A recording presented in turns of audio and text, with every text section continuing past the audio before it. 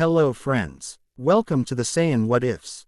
How are you all? So we are back with an interesting movie on what if Goku mastered Ultra Instinct before Super Saiyan. Also be sure to subscribe and like this video. Now let's begin. Chapter 1. The Silver Awakening. Dawn painted the lookout in hues of amber and gold, the celestial platform, floating serenely above an earth still shrouded in darkness. The marble tiles, cool beneath Goku's calloused feet, reflected the first tentative rays of sunlight as he stood perfectly centered in the courtyard.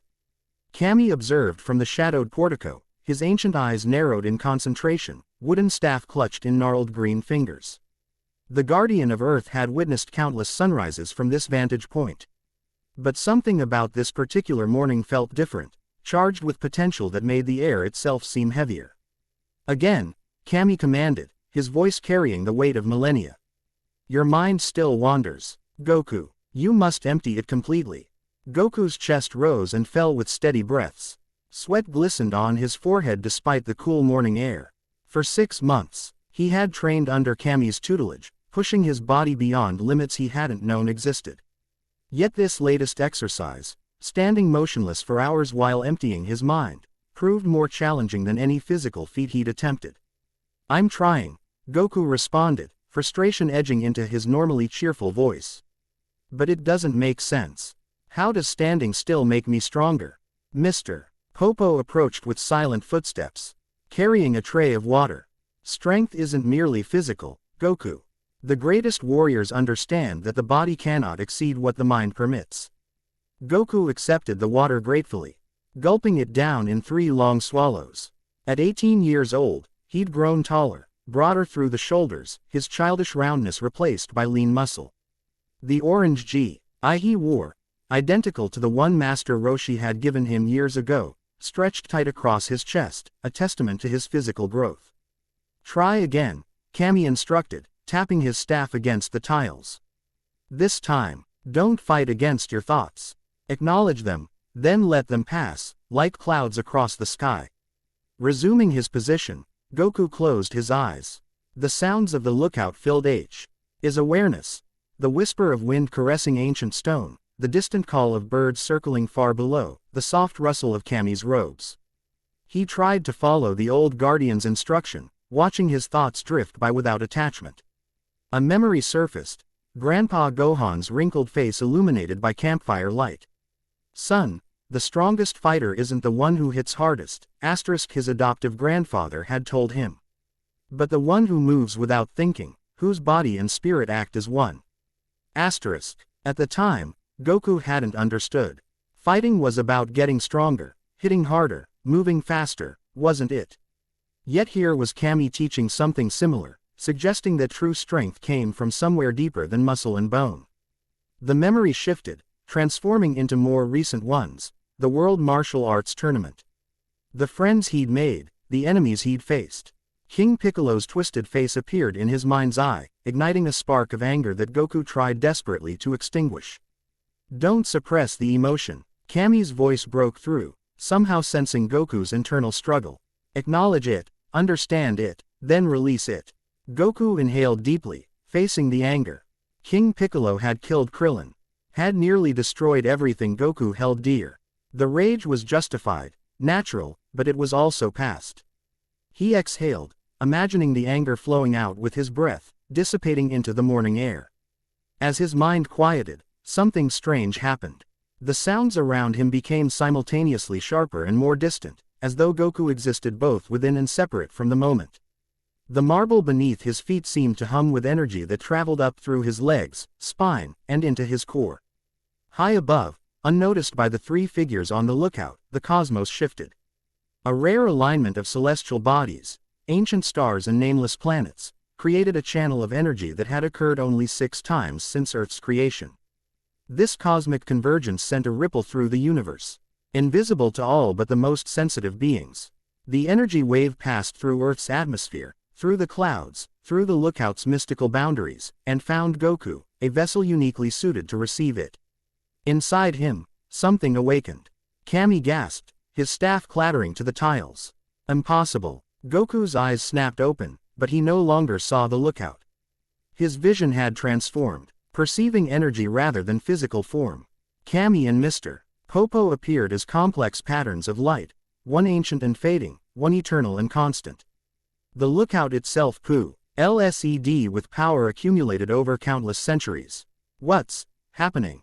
Goku managed, his voice sounding strange to his own ears. Silver light emanated from his skin, not as an aura surrounding him but as though his very cells had begun to radiate from within. His black hair lifted slightly, dancing with energy that defied gravity. Most startling was the change in his eyes, irises transformed from onyx to quicksilver, reflecting light that had no source. Mr. Popo fell to his knees. The silver manifestation. I never thought I would witness it.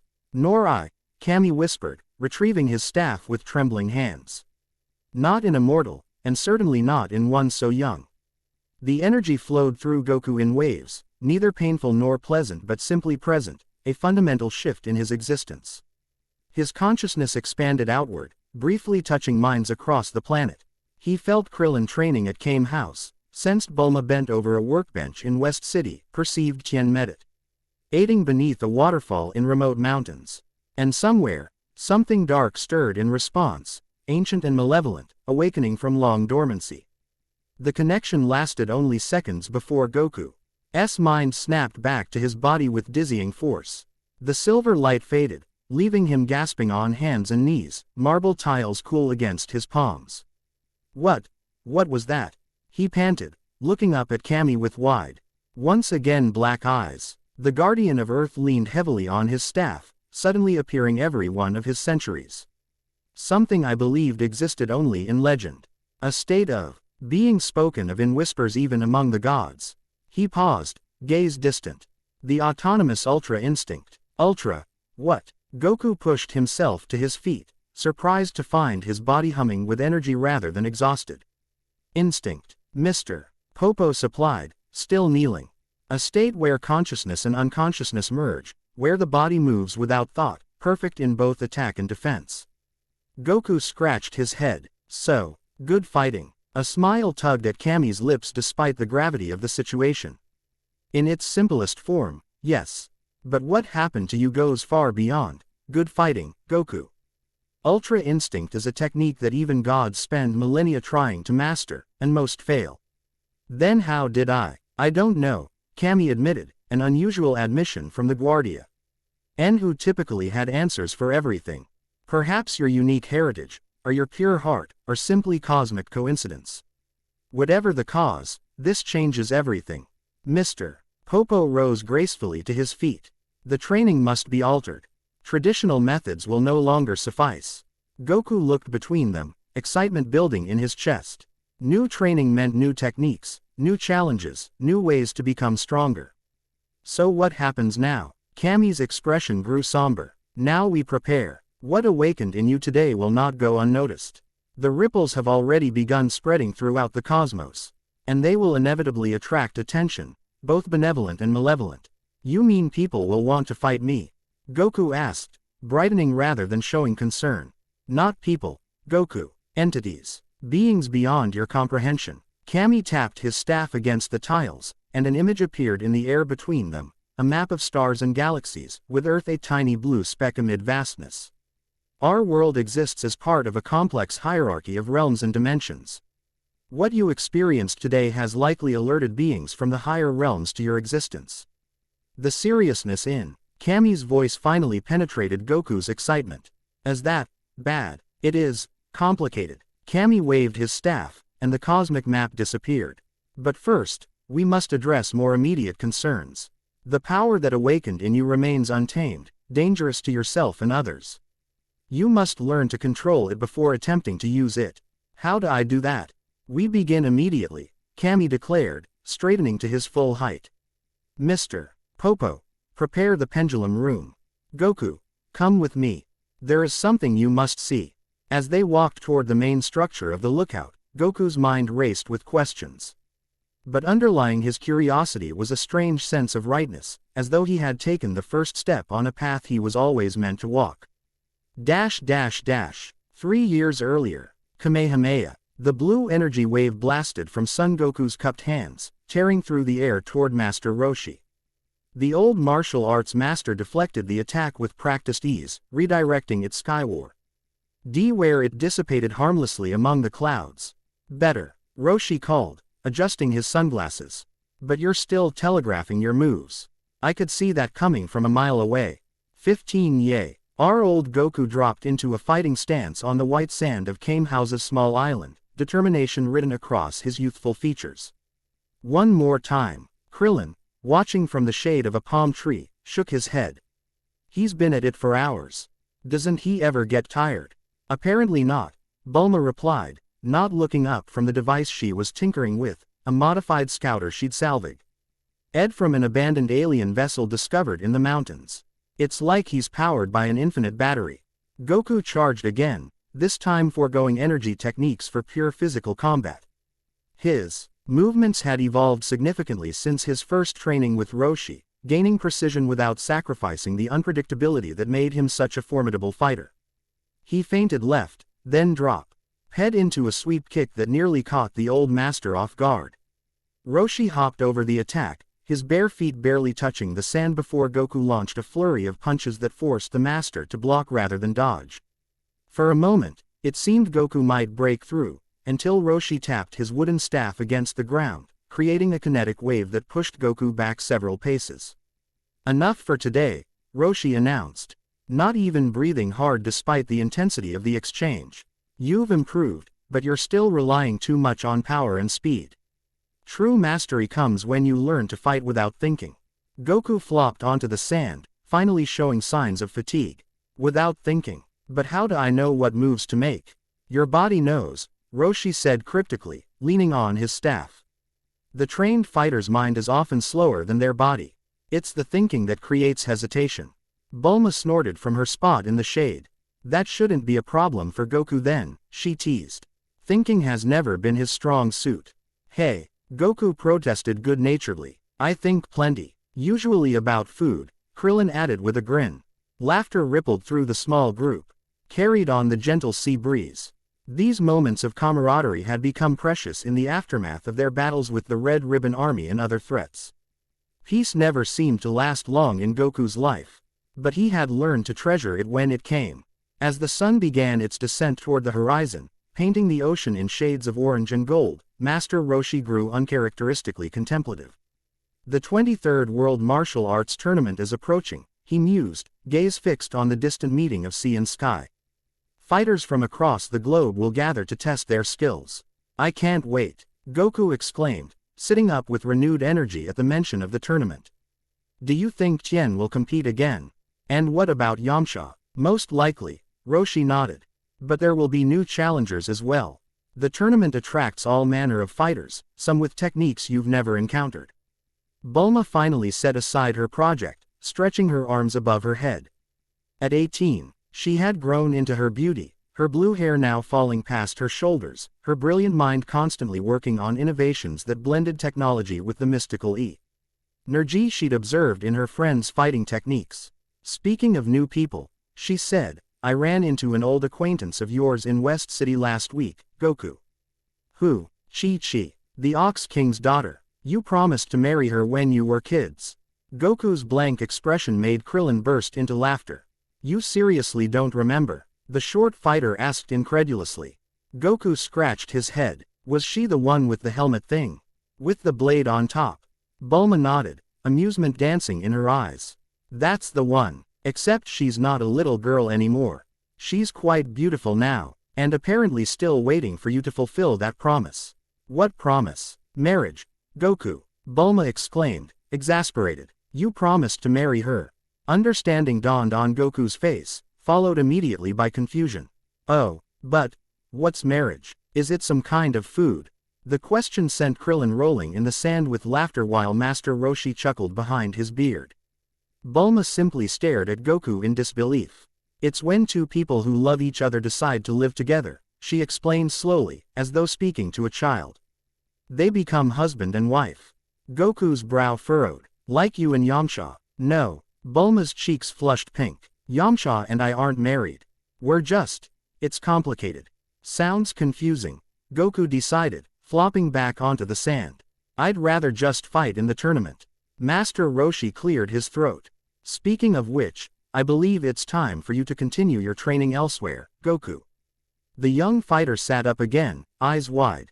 What do you mean? Aren't you going to keep teaching me?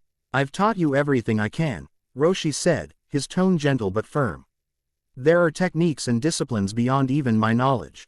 To truly master the martial arts, you must seek out new teachers, new perspectives. Like who? There are rumors of a guardian who dwells above the clouds, Roshi said, his voice dropping to a near whisper. A being of immense wisdom and power who seldom takes students, but who might be persuaded to train one with your potential. Excitement blazed in Goku's eyes. Above the clouds? You mean I'd get to fly there on the Nimbus? The journey to find this guardian is itself a test, Roshi cautioned. One that will push you to your limits before you even begin the actual training. Goku jumped to his feet. All fatigue forgotten. When can I start? After the tournament, Roshi decided. Consider the competition a measure of your current abilities, a baseline against ch to gauge your progress under new guidance. As stars began appearing in the darkening sky, Goku gazed upward, wondering about this mysterious guardian above the clouds.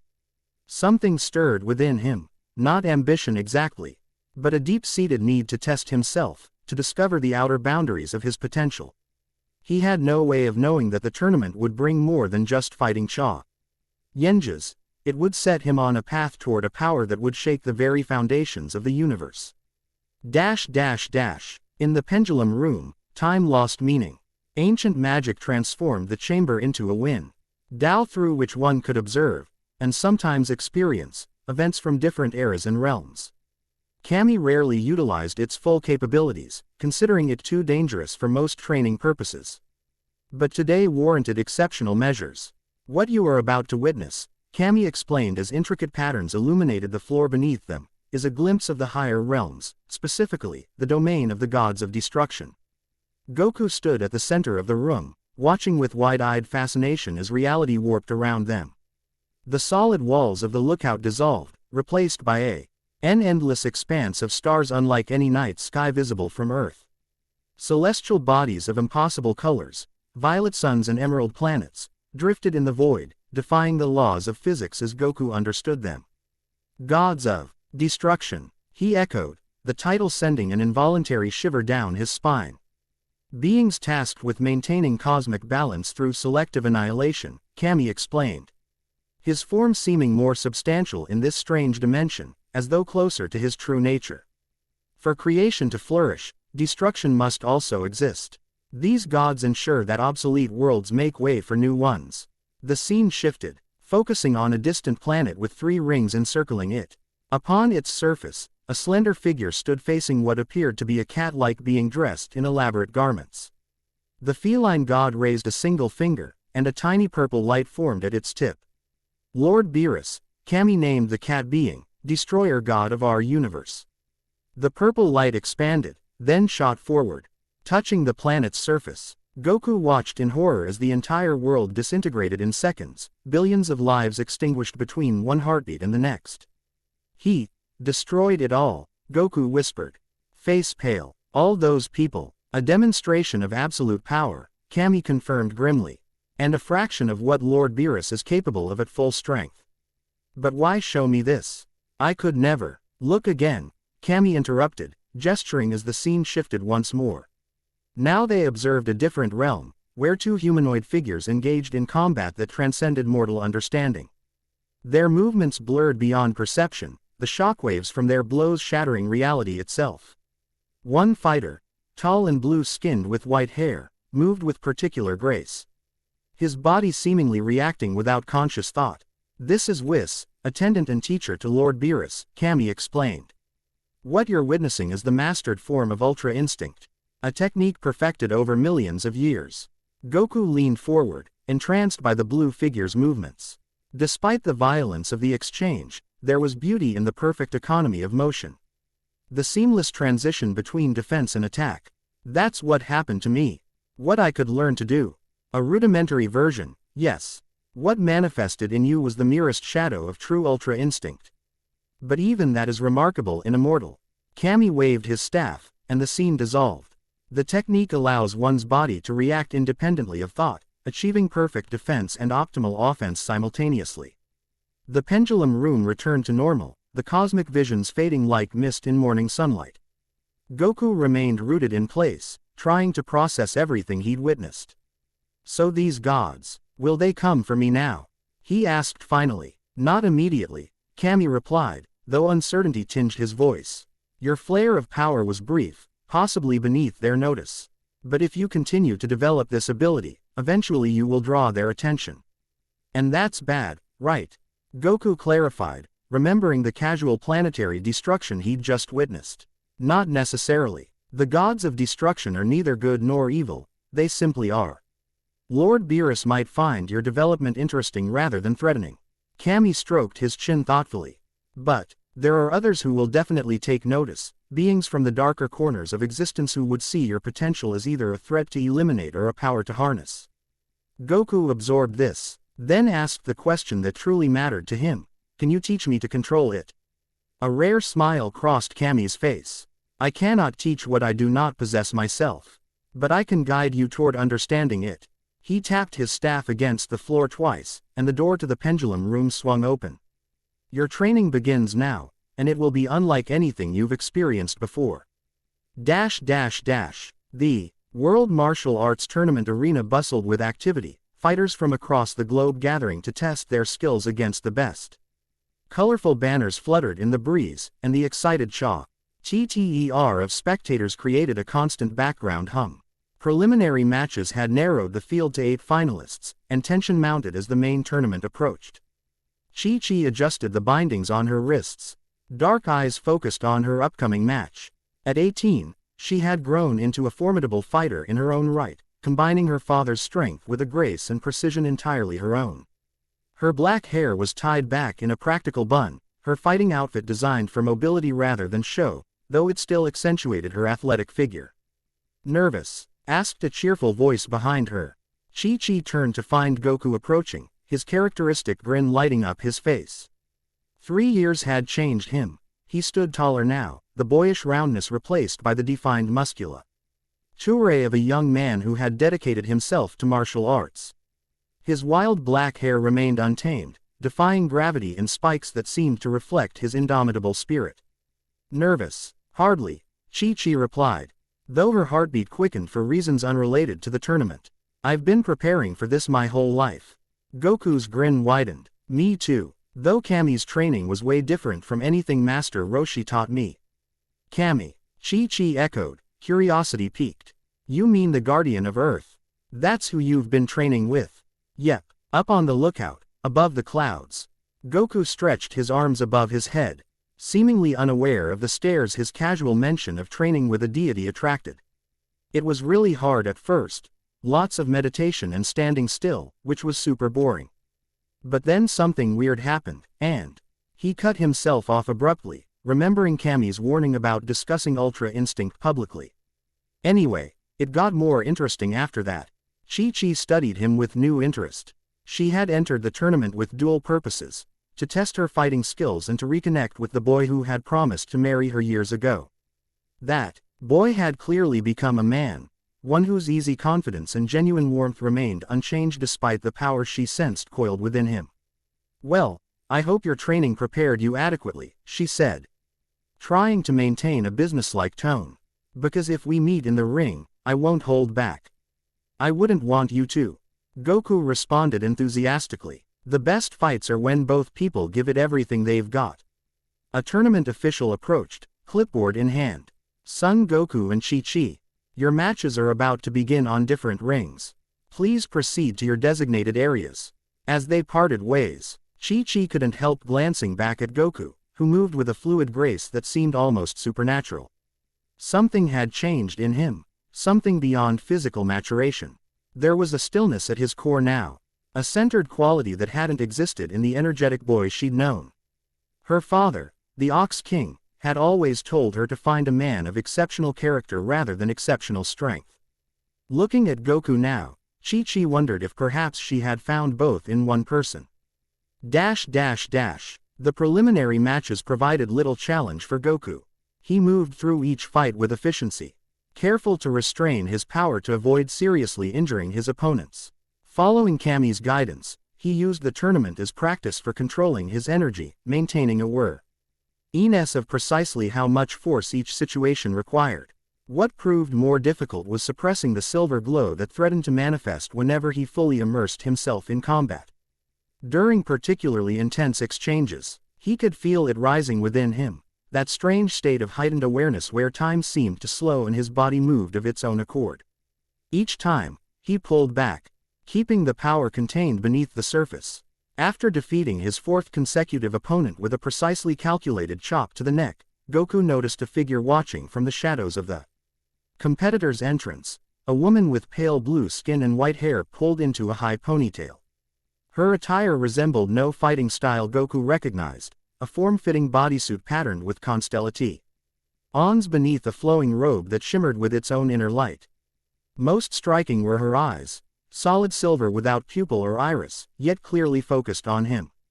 When their gazes met, she didn't look away or pretend she hadn't been watching. Instead, she inclined her head in acknowledgement before turning and walking deeper into the shadows, disappearing despite there being no obvious exit in that direction. Goku. Krillin's voice broke through his distraction. Did you see my match? That guy was twice my size, but I took him down in 10 seconds flat. Turning to his friend with a smile, Goku pushed the strange woman from his mind. That's awesome, Krillin. We might end up facing each other in the finals. If we do, try not to embarrass me too badly in front of all these people, Krillin joked. Though there was a hint of genuine concern behind his words. You've gotten scary strong since you started training with Kami.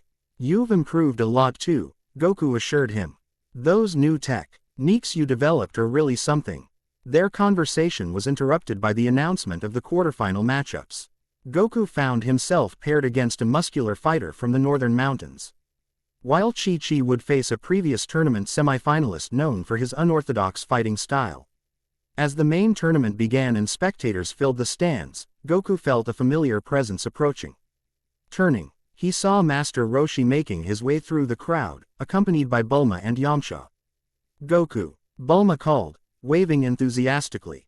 At 21, the blue-haired genius had become even more beautiful. Drawing admiring glances from fighters and spectators alike. We were beginning to think you'd forgotten about us. Never, Goku assured her with a grin, embracing his friends one by one. I've just been really focused on training. Master Roshi studied him with keen eyes behind dark sunglasses. I can see that. There's something different about you, my boy. A stillness that wasn't there before. Goku scratched the back of his head, unsure how to respond without revealing too much. Kami's been teaching me about mindfulness and stuff. Mindfulness, Yamcha repeated incredulously. I know, right? Goku laughed. Turns out there's more to fighting than just hitting things really hard. Who would have thought? Bulma teased, but her intelligent eyes assessed him with scientific curiosity. The device clipped to her belt, a modified scanner of her own invention, beeped softly in Goku's presence, readings spiking beyond its calibrated parameters. Before she could comment on this anomaly, the announcer's voice boomed through the stadium. Ladies and gentlemen. Our first quarterfinal match is about to begin. Son Goku vs. Mountain Titan. That's my cue, Goku said, giving his friends a quick wave before jogging toward the ring. His opponent lived up to his moniker, a giant of a man whose bald head nearly brushed the tournament hall's high ceiling. Muscles bulged beneath scarred skin, telling the story of a lifetime spent in brutal combat. When he spoke, his voice rumbled like distant thunder. I've heard stories about you, Son Goku. They say you're strong. He cracked massive knuckles, the sound echoing through the arena. But up in the mountains, we believe actions, not words. Show me this strength of yours. The referee signaled the start of the match. And Mountain Titan charged forward with surprising speed for his size, the arena trembling beneath his footfalls. His fist, large enough to engulf Goku's entire head, swung in a devastating arc. Goku didn't dodge. Instead, he stood perfectly still, eyes closed, face serene. The collective gasp from the crowd turned to stunned silence as Mountain Titan's fist stopped a hair's breadth from Goku's face, intercepted by Goku's open palm that had moved too fast for human eyes to track. Impossible, the giant whispered, trying to pull his fist back and finding it held in an unbreakable grip. Goku opened his eyes, and for a fleeting instant, those closest to the ring would later swear they flashed silver. Actions, not words, he agreed softly. Here's mine. What followed wasn't so much a fight as a demonstration. Goku moved with fluid precision, each action perfectly economical, neither defensive nor offensive but something that transcended both categories. He didn't evade Mountain Titan's attacks. He simply wasn't where they landed, always shifting position a millisecond before impact, always countering with precisely calculated force. In the stands, Master Roshi leaned forward, sunglasses sliding down his nose to reveal widened eyes. Extraordinary, he murmured. The boy has glimpsed it. Glimpsed what? Bulma asked, her scanner now TTING, a continuous tone as it struggled to quantify Goku's energy signature. Something I've spent 2 centuries pursuing without success, Roshi replied cryptically. The state beyond thought. The match ended with Mountain Titan on his back, conscious but utterly defeated, staring up at Goku with a mixture of awe and fear. What are you? He managed to ask. Goku offered his hand, helping He larger man to his feet with effortless strength. Just someone who enjoys a good fight, he answered with genuine modesty, apparently unaware of how profoundly he had impressed everyone watching. As the referee declared him the winner, Goku's gaze drifted to the far side of the arena, where the blue-skinned woman had reappeared.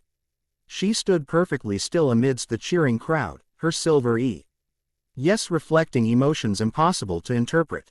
When Goku nodded in her direction, she raised one delicate hand, palm forward, not a greeting, but a warning. Then she vanished, leaving no trace of our presence save the lingering sensation that something cosmic had taken notice of Earth and its unlikely champion.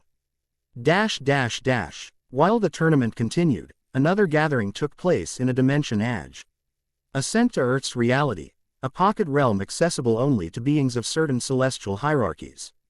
Here, in a chamber constructed of materials unknown to mortal science, 3 figures observed the events unfolding on the blue planet below. The silver manifestation in a mortal. Unprecedented, remarked the first observer, a tall feminine being with skin like polished obsidian and eyes that contained spiral galaxies. Her voice resonated at frequencies that would have shattered mortal eardrums.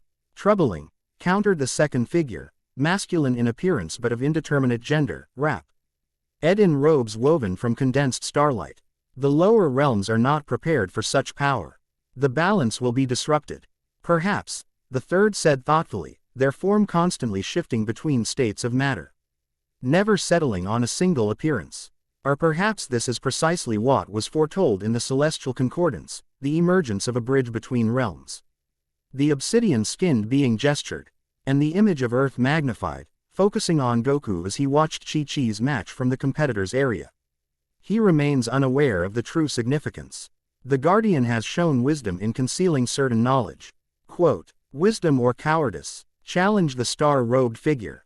The mortal should be eliminated before his power fully awakens. We have seen the destruction caused by those who ascend beyond their intended station. Arya has made contact, noted the shifting entity, referring to the blue-skinned woman who had observed Goku. Her assessment should guide our decision. Arya grows too fond of mortals, the second figure sniffed dismissively. Her judgment may be compromised. Nevertheless, we will await her report, the first decreed, her tone brooking no argument. The concordance speaks of choice, ours and his. We must not act hastily when cosmic threads are being rewoven. The 3 fell silent, continuing their observation of events that seemed nor in the grand scheme of universal affairs, yet might prove the catalyst for changes beyond imagination. Chi-Chi's quarterfinal match demonstrated that Goku wasn't the only fighter who had grown significantly stronger.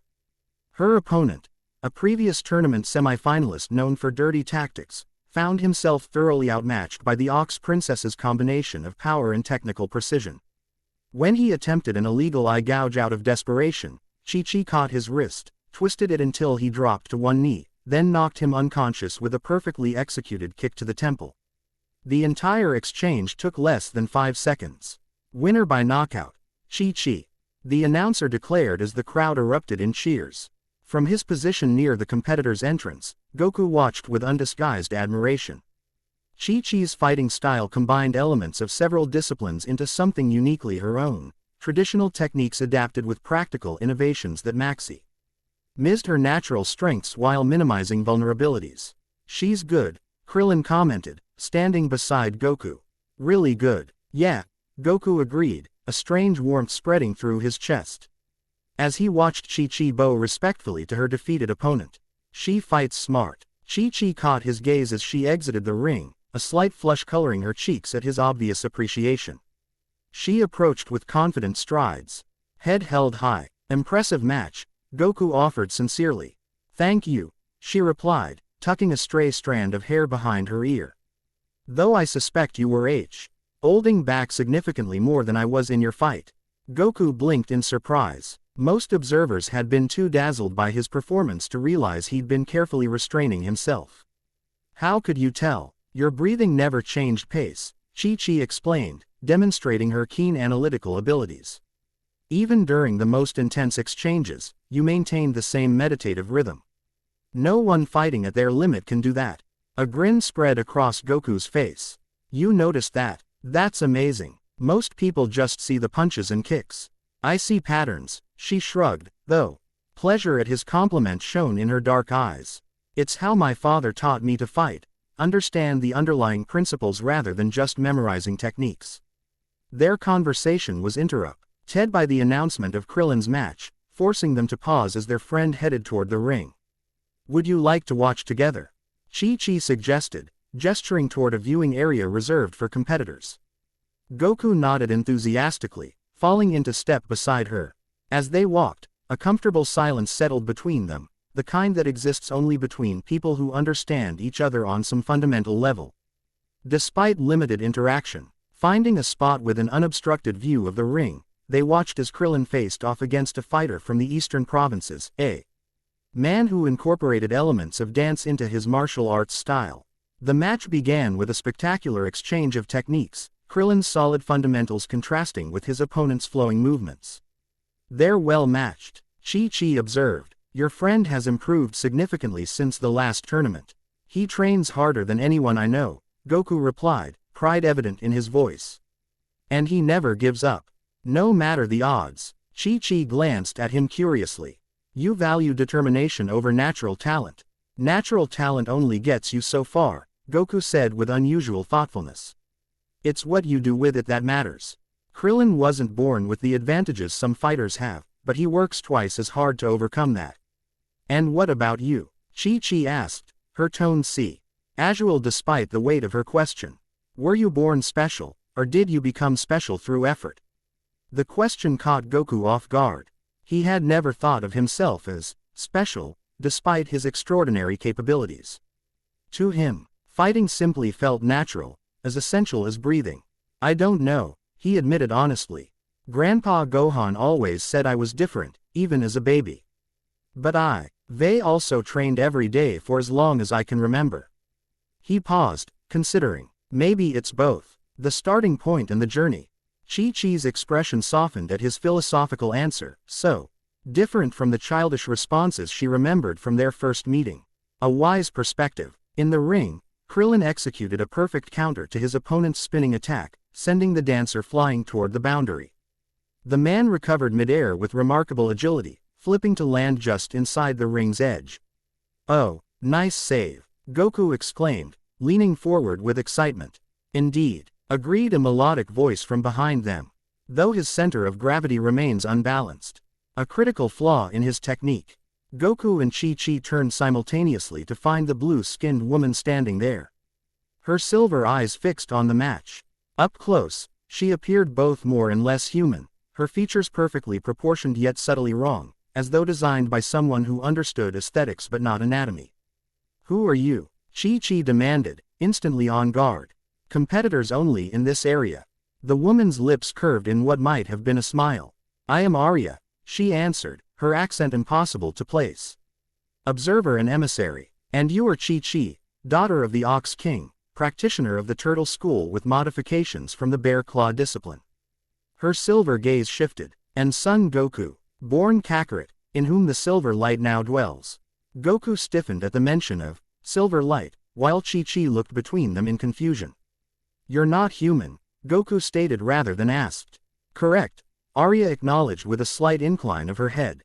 "Just as you are not entirely human, though you were raised as one."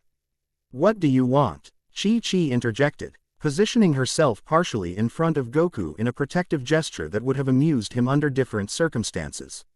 Arya's gaze lingered on Chi-Chi with apparent approval. Direct, admirable. Her attention returned to Goku. "What awakened in you has drawn notice from the higher realms. I have been sent to assess whether this represents threat or opportunity." "I'm not a threat," Goku assured her. "I just want to become stronger and fight worthy opponents." "Simple ambitions that may have complex consequences," Arya responded cryptically. "The technique you glimpsed, Ultra Instinct, is not meant for mortals.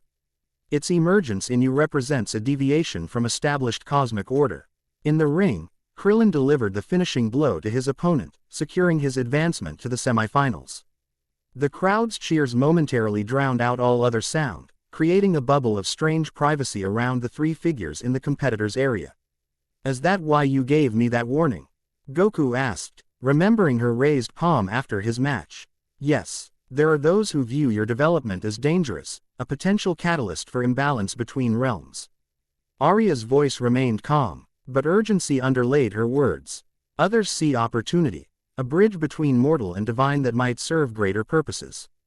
"And which side are you on?" Chi-Chi demanded, her protective instincts clearly triggered. Arya's expression softened fractionally. "I have not decided, hence my presence here, to observe, to understand." Her gaze returned to Goku. "The tournament concludes tomorrow. After the final match, come to the ancient temple on the island's northern shore. Bring only those you trust absolutely." Without waiting for a response, she turned and walked away, her form seeming to lose definition with each step until she simply wasn't there anymore, not vanishing in a dramatic flash, but gradually fading from perception as though reality itself forgot her presence. Chi-Chi released a breath she hadn't realized she was holding. What was that about? And what did she mean by silver light? Goku hesitated, torn between Kami's warning to maintain secrecy and his growing sense that Chi-Chi was someone he could trust. Before he could decide, Krillin bounded up to them, face flushed with victory. "Did you see that last combination?" he exclaimed. "I've been working on that counter for months." "It was awesome, Krillin." Goku responded with genuine enthusiasm, momentarily setting aside the cosmic complications. "You've really mastered the timing on it." As they congratulated Krillin on his advancement, Chi-Chi caught Goku's eye with a look that clearly communicated, "This conversation isn't over." He nodded slightly in acknowledgement, knowing that sooner rather than later, he would need to share the truth, not just with her, but with all his friends. Because whatever was coming, he sensed he wouldn't be able to face it alone. Night fell over Papaya Island, the tournament grounds quieting as competitors and spectators sought rest before the semifinals and final match scheduled for the following day. Stars glittered overhead, unusually bright and numerous, as though the cosmos itself had drawn closer to observe events unfolding on the small planet below. Goku sat cross-legged on the roof of the competitor's dormitory, his face upturned to the starlit sky. Following Kami's teachings, he had established a nightly meditation practice, a time to process the day's experiences and quiet his naturally energetic mind. Tonight, however, tranquility proved elusive. Arya's appearance had confirmed Kami's warnings about cosmic attention, while raising new questions about his own nature. The name she had used, Kakarot, echoed in his thoughts, feeling simultaneously alien and familiar, like a half-remembered dream. The soft sound of footsteps on the access ladder interrupted his reflections.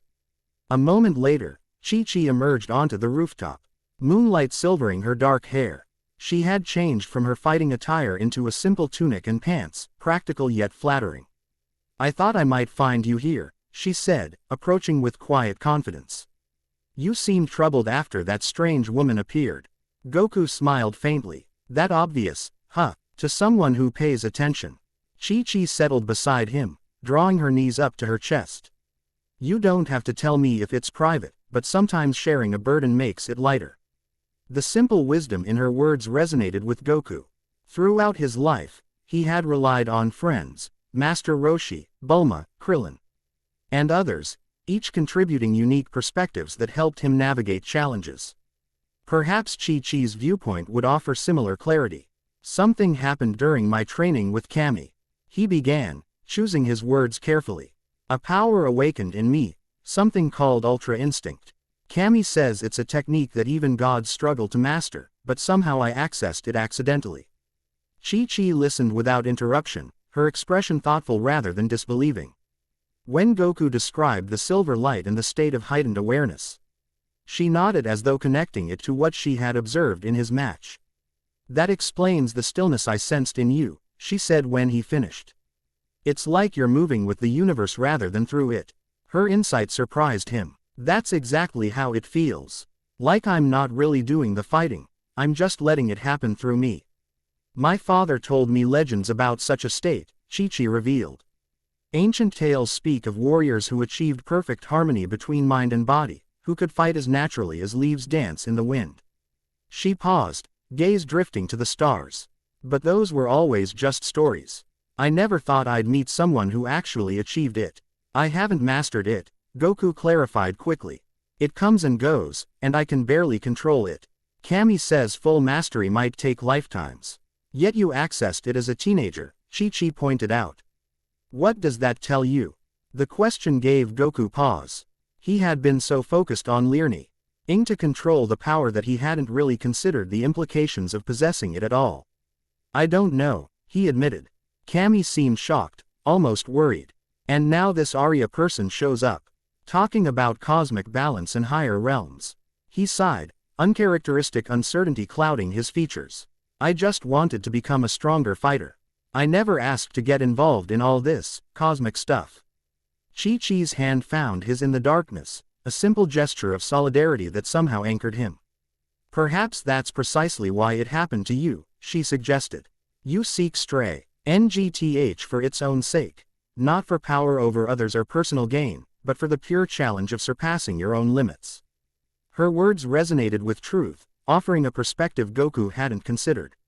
His motivation had always been straightforward: to test himself, to grow stronger, to experience the exhilaration of pushing beyond perceived boundaries.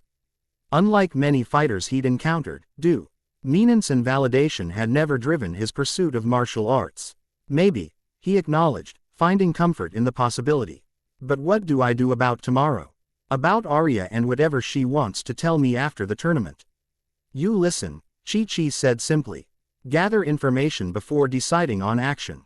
Isn't that the first principle of combat strategy? Goku couldn't help but smile at her practical approach. You sound like Grandpa Gohan. I'll take that as a compliment, she replied with a small smile of her own. They fell silent, hands still connected, gazing up at stars. T suddenly seemed closer than ever before. In that moment of shared quietude, something shifted between them, a recognition of compatibility that transcended their childhood promise, forming the foundation of something deeper and more meaningful. Chi-Chi, Goku said eventually, his voice unusually soft. If things get complicated tomorrow, if this cosmic stuff turns dangerous, you don't have to be involved. This isn't your fight. She turned to face him fully, moonlight illuminating the determination in her dark eyes. I decide which fights are mine, son Goku. And I've never walked away from a worthy challenge. The certainty in her voice stirred something in Goku's chest, a mixture of admiration and another emotion he couldn't quite name. Before he could respond, a shooting star blazed across the night sky. Unusually bright and slow-moving.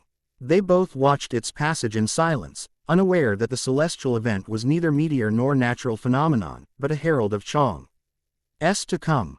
The universe itself responding to the awakening of something new on the small blue planet that had, until recently, existed on the fringes of cosmic awareness.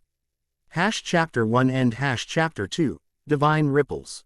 The final day of the World Martial Arts Tournament dawned with an unnatural stillness. No birds sang in the trees surrounding the arena. No breeze stirred the ceremonial banners.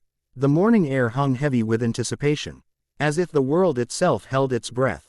Goku noticed the silence immediately upon waking.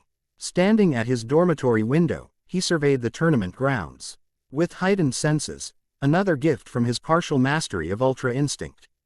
The usual morning bustle of vendors setting up stalls and early rising spectators claiming prime seats was present, yet somehow muted. Happening beneath the dome of cosmic tension only he seemed to perceive. "You feel it too," came a voice from behind him. Kami had materialized in the center of the small room, his ageless eyes reflecting concern. "The ripples have begun." Goku turned from the window. "What ripples?" "When you accessed Ultra Instinct, you created a disturbance in the cosmic order, like dropping a stone into still water." Kami's grip tightened on his staff. "Those ripples are now returning, bringing attention from beings who would otherwise never have noticed Earth. Like Arya, she is merely the first." Kami moved to stand beside Goku at the window. "There will be others, some curious, some fearful, some seeking to exploit what they perceive as a new source of power." The implications settled heavily on Goku's shoulders. Until now, fighting had been straightforward. Opponents appeared, challenged him, and were defeated or, rarely, defeated him, prompting further training. The idea that his mere existence might endanger others added a complexity he had never considered. "What should I do?" he asked, uncharacteristic uncertainty coloring his voice. "Win your matches," Kami answered simply. "Meet with Arya as she requested. The path forward will reveal itself." The ancient guardian placed a reassuring hand on Goku's shoulder. "Remember, you were chosen for this, though we may not yet understand why." "Chosen?" Goku echoed. "By who?" But Kami had already vanished, leaving only the faintest scent of ancient parchment and mountain air behind. Alone again, Goku returned his gaze to the window. The sun now crested the horizon, painting the sky in shades of amber and gold that reminded him of the lookout at dawn. In that gentle light, the tournament grounds appeared ordinary once more, just a collection of buildings and arenas dedicated to the celebration of martial arts. Yet Goku knew better. Something fundamental had changed. The universe had taken notice of Earth, and nothing would be the same again. A knock at the door interrupted his contemplation. He opened it to find Krillin, already dressed in his fighting gi, practically bouncing with excitement. "Semi-finals today," his friend announced, grinning widely. "You ready to show these amateurs what real martial arts looks like?" Goku couldn't help but smile in return, Krillin's enthusiasm momentarily dispelling the weight of cosmic concerns. "Absolutely. But don't forget, we might end up facing each other. And I've been saving some special techniques just for you," Krillin assured him with mock seriousness. "This time, it won't be so easy to beat me." As they headed to breakfast, Goku pushed aside thoughts of divine ripples and cosmic attention. For the next few hours at least, he would focus on what he loved most, testing his skills against worthy opponents, surrounded by friends who appreciated the pure joy of martial arts.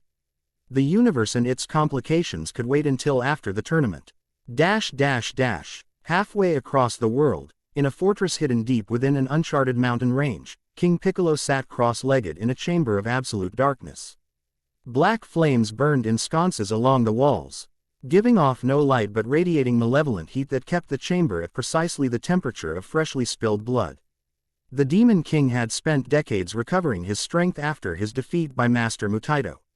Now, centuries old but restored to his prime, he meditated in perfect stillness, extending his consciousness beyond his physical form to survey the world he intended to conquer. Suddenly, his eyes snapped open, solid red orbs glowing in the darkness. "Impossible," he whispered, voice like granite scraping against steel. Rising to his feet in one fluid motion, King Piccolo approached a basin of black liquid at the center of the chamber. He passed his hand over its surface, and the liquid responded, forming images from across the globe. He directed its focus to Papaya Island, to the World Martial Arts Tournament, to a specific young fighter whose power had just sent shockwaves through the demonic awareness that permeated Earth's dark places. "So," King Piccolo hissed, watching Goku and Krillin make their way toward the competitor's dining hall. "The Guardian has found himself a champion, a mortal vessel for divine power." The Demon King's fist clenched, cracking the stone basin's edge. He had sensed something extraordinary, a momentary flare of energy that transcended the mortal realm, a power with the potential to interfere with his carefully constructed plans. "Drum," he called, his voice echoing through the fortress. A massive figure emerged from the shadows, humanoid but distinctly inhuman, with mottled green skin stretched over grotesque musculature. One of King Piccolo's created offspring, Drum combined immense strength with unwavering loyalty. Yes, father, the creature rumbled, dropping to one knee. The timetable has changed. King Piccolo turned from the basin, his robe swirling around him like liquid shadow. We move immediately. Gather your siblings. The first phase begins tonight. But father, Drum ventured cautiously. The planetary alignment that will maximize your powers doesn't occur for another month. King Piccolo's expression darkened, and Drum shrank back. A new variable has emerged, a mortal with access to divine power. We cannot allow this potential threat time to develop. The Demon King moved to a massive circular door embedded in the chamber's far wall. Ancient symbols carved into its surface pulsed with sickly green energy as he approached. He placed his palm against the center, and the symbols flared brighter. Besides, he continued, satisfaction creeping into his voice as the door began to open, revealing a chamber beyond that distorted reality itself. Our preparations are sufficient. The demon realm stirs. Our brethren sense freedom approaching after millennia of imprisonment. Through the doorway, shapes moved in a dimension that obeyed different physical laws, twisted forms that had once walked Earth before being banished by the gods. They pressed against the thinning barrier between realms, drawn by King Piccolo's power and promise of liberation. And there is another option, the Demon King mused, closing the door before turning back to Drum. If this fight, possesses power that could threaten us, perhaps it can be corrupted to serve us instead. His lipless mouth curved into what passed for a smile. Prepare Viola. Her talents may be particularly useful in this situation.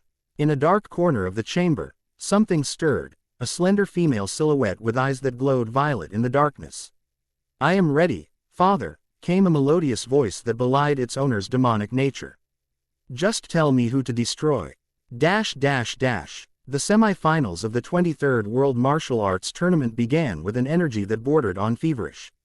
News of the extraordinary preliminary matches had spread throughout Papaya Island, drawing even more spectators to the already crowded arena. Tickets changed hands for 10 times their face value, while those without connections gathered outside, straining to hear the announcer's voice over loudspeakers. Goku's opponent was a previous tournament champion, a middle-aged master of an obscure martial art that emphasized precision strikes to pressure points. On any other day, against any other opponent, his technical expertise would have made him a formidable challenger.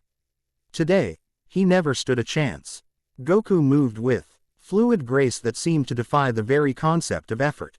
Each attack was neutralized before it fully formed, each counter delivered with perfect economy of motion.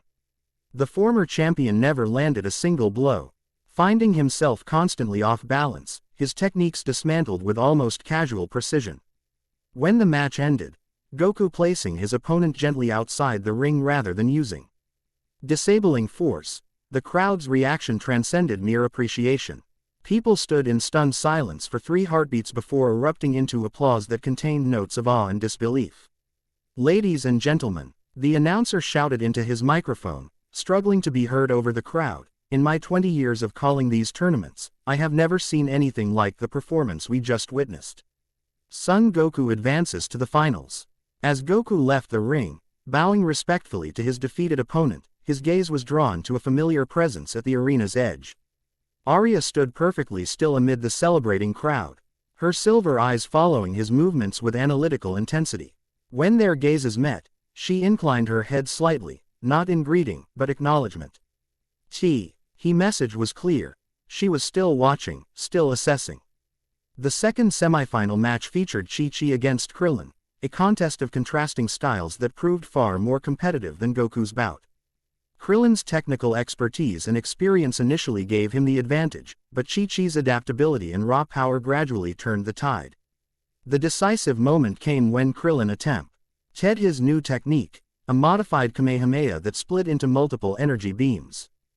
Chi-Chi countered with a defensive maneuver of her own invention, creating a rotating energy shield that deflected the beams back toward their source.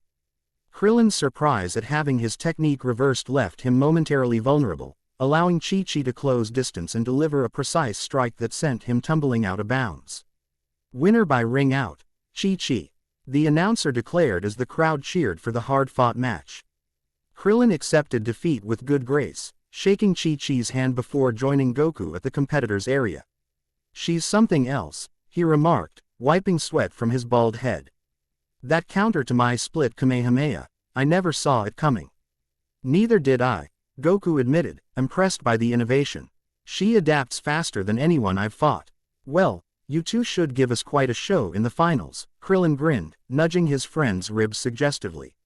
"Fighting your future wife. Talk about domestic disputes." Goku's brow furrowed in confusion. "My what?" Before Krillin could remind him of his childhood promise, Chi-Chi approached, her expression a complex mixture of triumph and anticipation. "Looks like we'll be facing each other after all," she said to Goku, tucking a stray lock of hair behind her ear. "Though I suspect you'll be holding back considerably more than I will."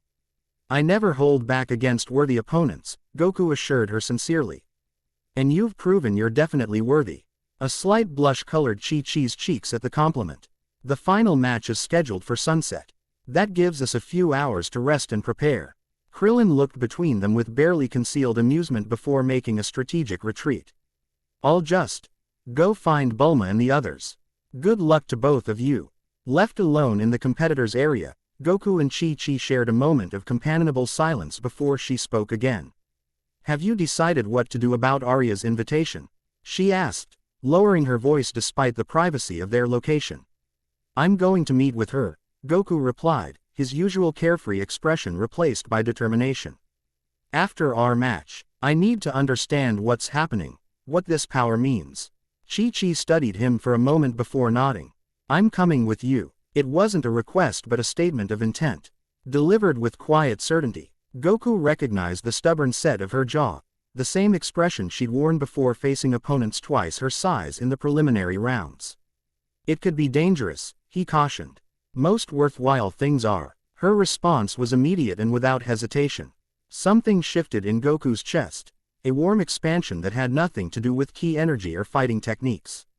This woman before him, with her fierce determination and unwavering support, awakened feelings he had never experienced before, protection mixed with respect, admiration tinged with something deeper he couldn't yet name. "Okay," he agreed simply. "We'll go together."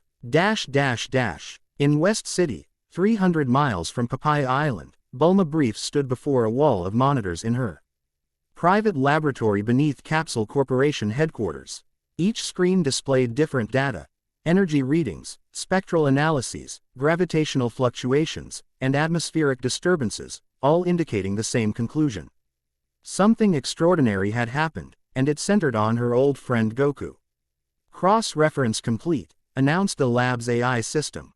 "Anomaly pattern matches theoretic. AL model Alpha 7 with 89% correlation." Bulma tucked a strand of blue hair behind her ear, frowning at the implications. Alpha 7 was her designation for a hypothetical cosmic event, one she-ha-D developed based on ancient texts and fragmentary data collected from her adventures with Goku years earlier. "Display temporal correlation with global energy grid," she instructed, reaching for her coffee mug without looking away from the screens. A new display appeared, showing a world map overlaid with colored points of light. Most glowed a steady blue, indicating normal background energy. Several pulsed an angry red, disruptions in Earth's natural energy field that had occurred simultaneously with the massive spike detected at the lookout 6 months ago.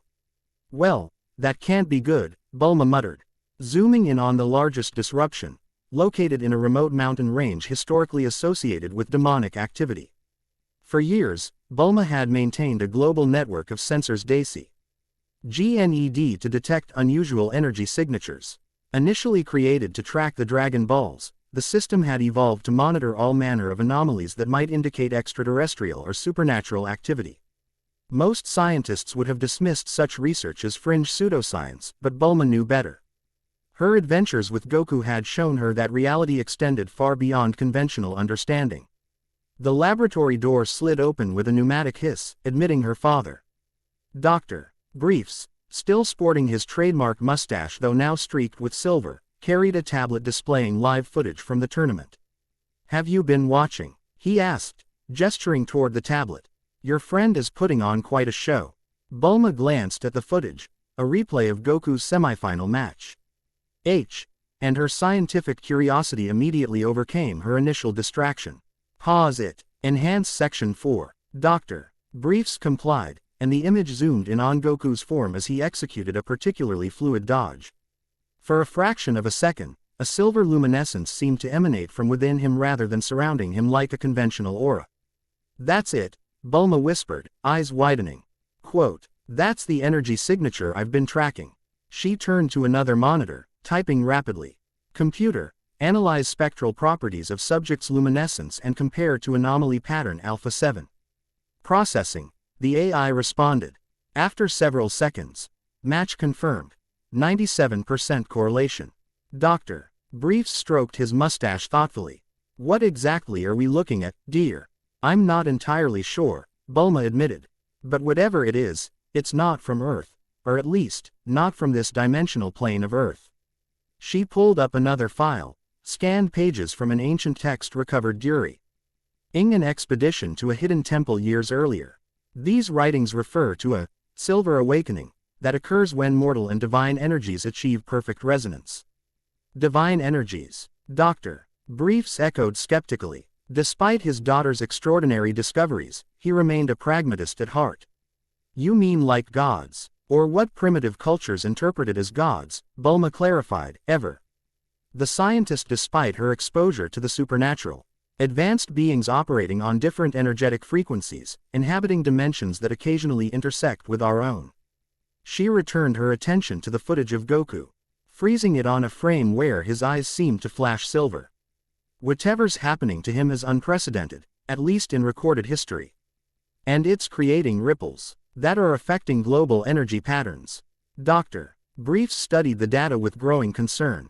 These disruptions, they're increasing in frequency and intensity. Yes, and they're not random. Bulma highlighted several points on the global map. They're concentrated in locations associated with historical cataclysms or mythological events. It's as if Goku's transformation is awakening dormant energy nexuses. Including this one. Dr. Briefs pointed to the pulsing red dot in the remote mountains. "That's what worries me most," Bulma confirmed grimly. According to legend, those mountains once housed a gateway to what ancient texts called the demon realm. Supposedly sealed by divine intervention millennia ago. The implications hung in the air between father and daughter, unspoken but unmistakable. If Goku's new power was disrupting ancient seals and barriers, the consequences could extend far beyond the outcome of a martial arts tournament. "I need to get to Papaya Island," Bulma decided, already reaching for her capsule case. Whatever's happening to Goku might be connected to these disruptions. And if something is weakening the boundaries between dimensions, take the XJ7 prototype, drive. Briefs suggested, referring to Capsule Corp's newest aircraft. "It has the enhanced sensor package you developed last month." Bulma nodded gratefully, pausing only to download. Add essential data to her portable devices before heading toward the door. She hesitated at the threshold, turning back to her father. "If the readings spike again, especially from the mountain location, initiate Protocol Omega.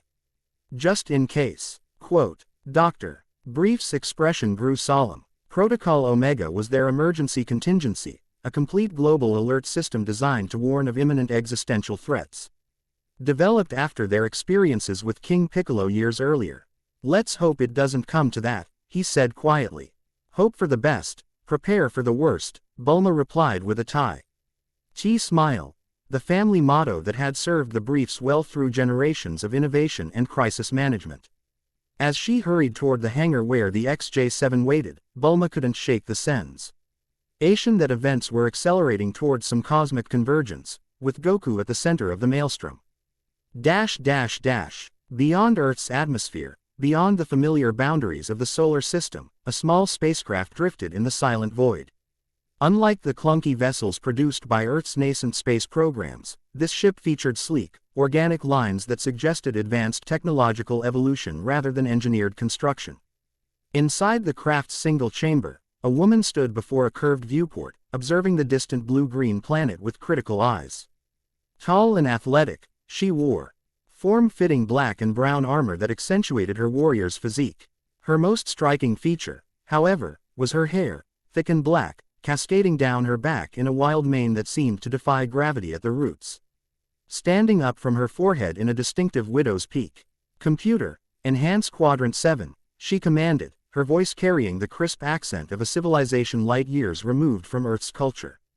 The viewport shimmered, magnifying a specific region of the planet's surface, Papaya Island, where the World Martial Arts Tournament was underway. Solera, elite scout for the Saiyan Empire, frowned as she studied the enhanced images. Her mission had seemed straightforward when she'd accepted it: preliminary surveillance of a backwater planet marked for potential conquest. Standard procedure before Frieza's forces or the main Saiyan contingent arrived. What she'd discovered instead threatened to complicate everything. "Replay energy spike detection," she instructed, moving to a console embedded in the ship's living wall. A three-dimensional hologram materialized in the chamber's center, displaying a visual representation of the anomalous energy signature that had drawn her attention to this specific location. The pattern pulsed with impossible implications, power levels that shouldn't exist on a world with Earth's technological development. Most cons. RNING was the nature of the energy itself. Having analyzed its spectral properties, Solera had confirmed what she initially refused to believe: the signature contained Saiyan biomarkers. Someone with Saiyan DNA was on this planet, manifesting power that rivaled elite warriors from her homeworld. "Identification analysis," she murmured, studying the holographic representation of the tournament fighter who had triggered her instruments.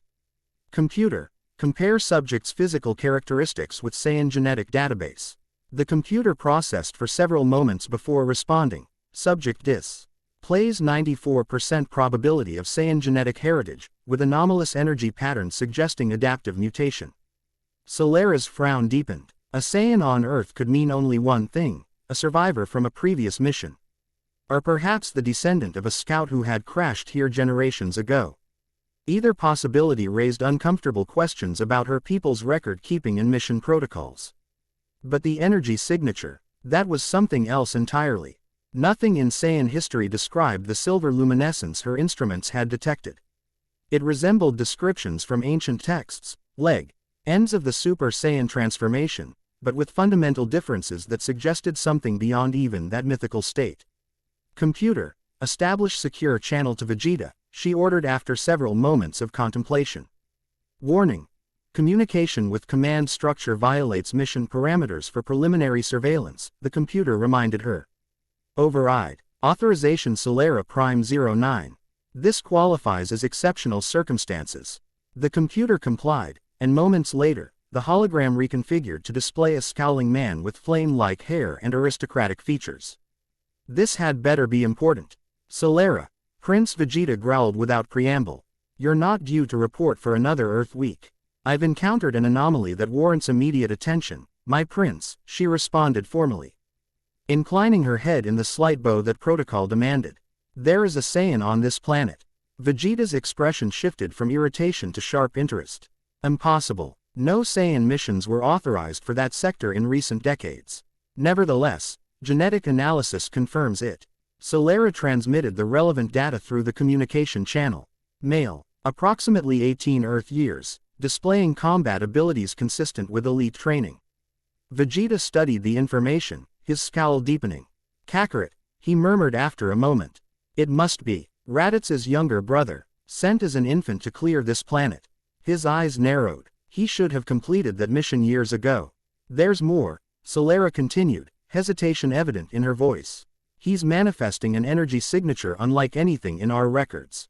The computer initially classified it as a variant of the legendary transformation, but spectral analysis suggests something different. "Possibly divine in origin." "Divine," Vegeta repeated, skepticism dripping from the word. "Clarify." "The energy resonates at frequencies traditionally associated with the God realm," Solera explained, choosing her words carefully, "similar to what our ancestors described in the scrolls of Sadala, regarding the original Super Saiyan God." Mention of the ancient texts visibly unsettled Vegeta, a rare reaction from the typically imperturbable prince. The scrolls of Sadala contained the oldest Saiyan legends, including accounts of divine interventions and cosmic powers that most modern Saiyans dismissed as primitive superstition. "Transmit all data immediately," Vegeta ordered, his voice hardening. "Then maintain surveillance. Do not engage or reveal your presence." "Yes, my prince." But Solara hesitated, then pressed forward with the question burning in her mind. If this Saiyan has indeed accessed divine power, shouldn't we consider making contact? The strategic advantages could be significant, especially considering Lord Frieza's growing suspicions about our loyalty. Vegeta's expression darkened at the mention of their people's ostensible master. The relationship between the Saiyan Empire and Frieza's interstellar conglomerate had grown increasingly strained in recent years, with the Saiyans chafing under what amounted to glorified servitude. Your mission parameters remain unchanged, he declared after a moment's consideration. Observe only. Raditz will be dispatched immediately to assess the situation directly. Raditz. Solara couldn't quite keep the disdain from her voice. As one of the Saiyan elite, she had little respect for the lower-class warrior, despite his status as the presumed brother of this mysterious Earth Saiyan. He has the strongest claim as family. Vegeta responded coolly, and if this Kakarot has indeed accessed some form of divine power, we'll need to approach carefully. Family ties may prove useful in securing his cooperation. The unspoken alternative hung between them. If Kakarot refused to acknowledge his heritage and join his people, he would be eliminated before he could become a threat or, worse, fall into Frieza's hands. Understood, my prince, Solara acquiesced with another slight bow. I will maintain position and continue monitoring. The communication terminated, leaving Solara alone. With her thoughts and the haunting holographic image of the tournament fighter, this Kakarot, executing moves with a fluid grace that seemed more akin to cosmic dance than martial combat. Against her will, admiration stirred within her. She had trained her entire life to achieve perfect fighting form, yet this untutored Saiyan, raised among primitives on a backwater planet, moved with a preternatu. Raw harmony she had never witnessed before. Computer, continue surveillance, she instructed, returning to the viewport. Focus on the subject's energy pattern fluctuations during combat.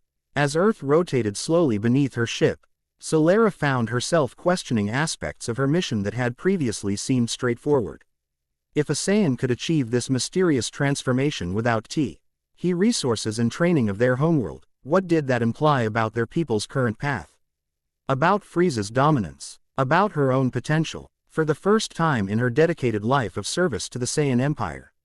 Solara experienced the disquieting sensation of doubt. The final match of the 23rd World Martial Arts Tournament was scheduled for sunset, a tradition dating back centuries. Supposedly to honor ancient solar deities who had once blessed martial contests. As the afternoon waned, spectators returned to their seats, conversations humming with anticipation for the confrontation between Son Goku and Chi-Chi. In the competitors' preparation area, Goku sat cross-legged on a mat, eyes closed, breath even. Unlike previous tournaments where he'd spent pre-match time stretching or practicing techniques, he now understood the value of mental preparation, of achieving perfect stillness before action. A soft knock interrupted his meditation. Opening his eyes, he found Master Roshi standing in the doorway. His usual flamboyant manner subdued. "May I join you?" the old master asked, unusual formality coloring his tone. Goku nodded, gesturing to a space beside him on the mat. "Of course, Master." Roshi settled into a lotus position with the fluid ease of one who had practiced the posture for centuries. For several moments, he simply observed his former student, eyes unreadable behind dark sunglasses. "You've changed," he finally stated, voice pitched low enough that only Goku could hear. "Not just physically, though that too. There's something fundamentally different about your energy, your spirit." Quote, "Is that bad?" Goku asked, genuine curiosity in his voice. "Not bad," Roshi qualified thoughtfully, "but potentially dangerous. Power of the magnitude you're developing attracts attention, not all of it benevolent." Kami said something similar, Goku admitted. "About cosmic ripples and higher realms." Roshi nodded sagely. "The old guardian and I may disagree on many things, but in this, we are aligned. The technique you've glimpsed, this ultra instinct that Kami has undoubtedly named for you, exists in the legends of many cultures. The autonomous movement of self-mastery, the silver shadow state, the divine reflex. You know about it." Goku's eyes widened in surprise. "I am 300 years old, my boy," Roshi reminded him with a wry smile. "I've spent lifetimes collecting knowledge of martial arts techniques from across the globe.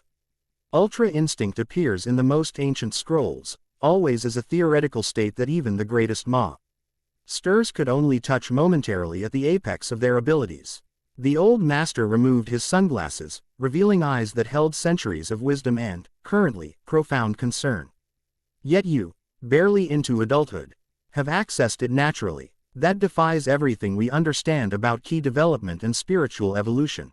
I don't know how it happened, Goku confessed, his usual carefree demeanor giving way to genuine introspection. It just felt right. Like something that was always inside me finally woke up. Roshi replaced his sunglasses with a thoughtful hum. Perhaps that's precisely it. Most martial artists spend their lives fighting against their nature, disciplining the body, controlling the mind, subjugating instinct to technique. But you've always been different, Goku. You fight with joy, with a natural harmony few ever achieve through decades of training. So what should I do now? Goku asked, returning to the practical question that had occupied his thoughts since Arya's appearance. Fight your match, Roshi advised, rising to his feet with surprising grace for his apparent age. Then meet with this cosmic emissary. Listen to what she has to say, but Mber, he fixed Goku with a penetrating stare. Not all divine beings have mortals' best interests at heart. Gods play games with timescales we can barely comprehend. Before Goku could respond, the preparation room door opened again, admitting a tournament official. 5 minutes until the final match, Mr. Sun. Roshi placed a gnarled hand on Goku's shoulder. One last piece of advice. In your match with Chi-Chi, fight with your heart as well as your body. She deserves nothing less than your full respect as a warrior. With that cryptic counsel, the old master departed, leaving Goku to contemplate his words as he prepared for the final contest.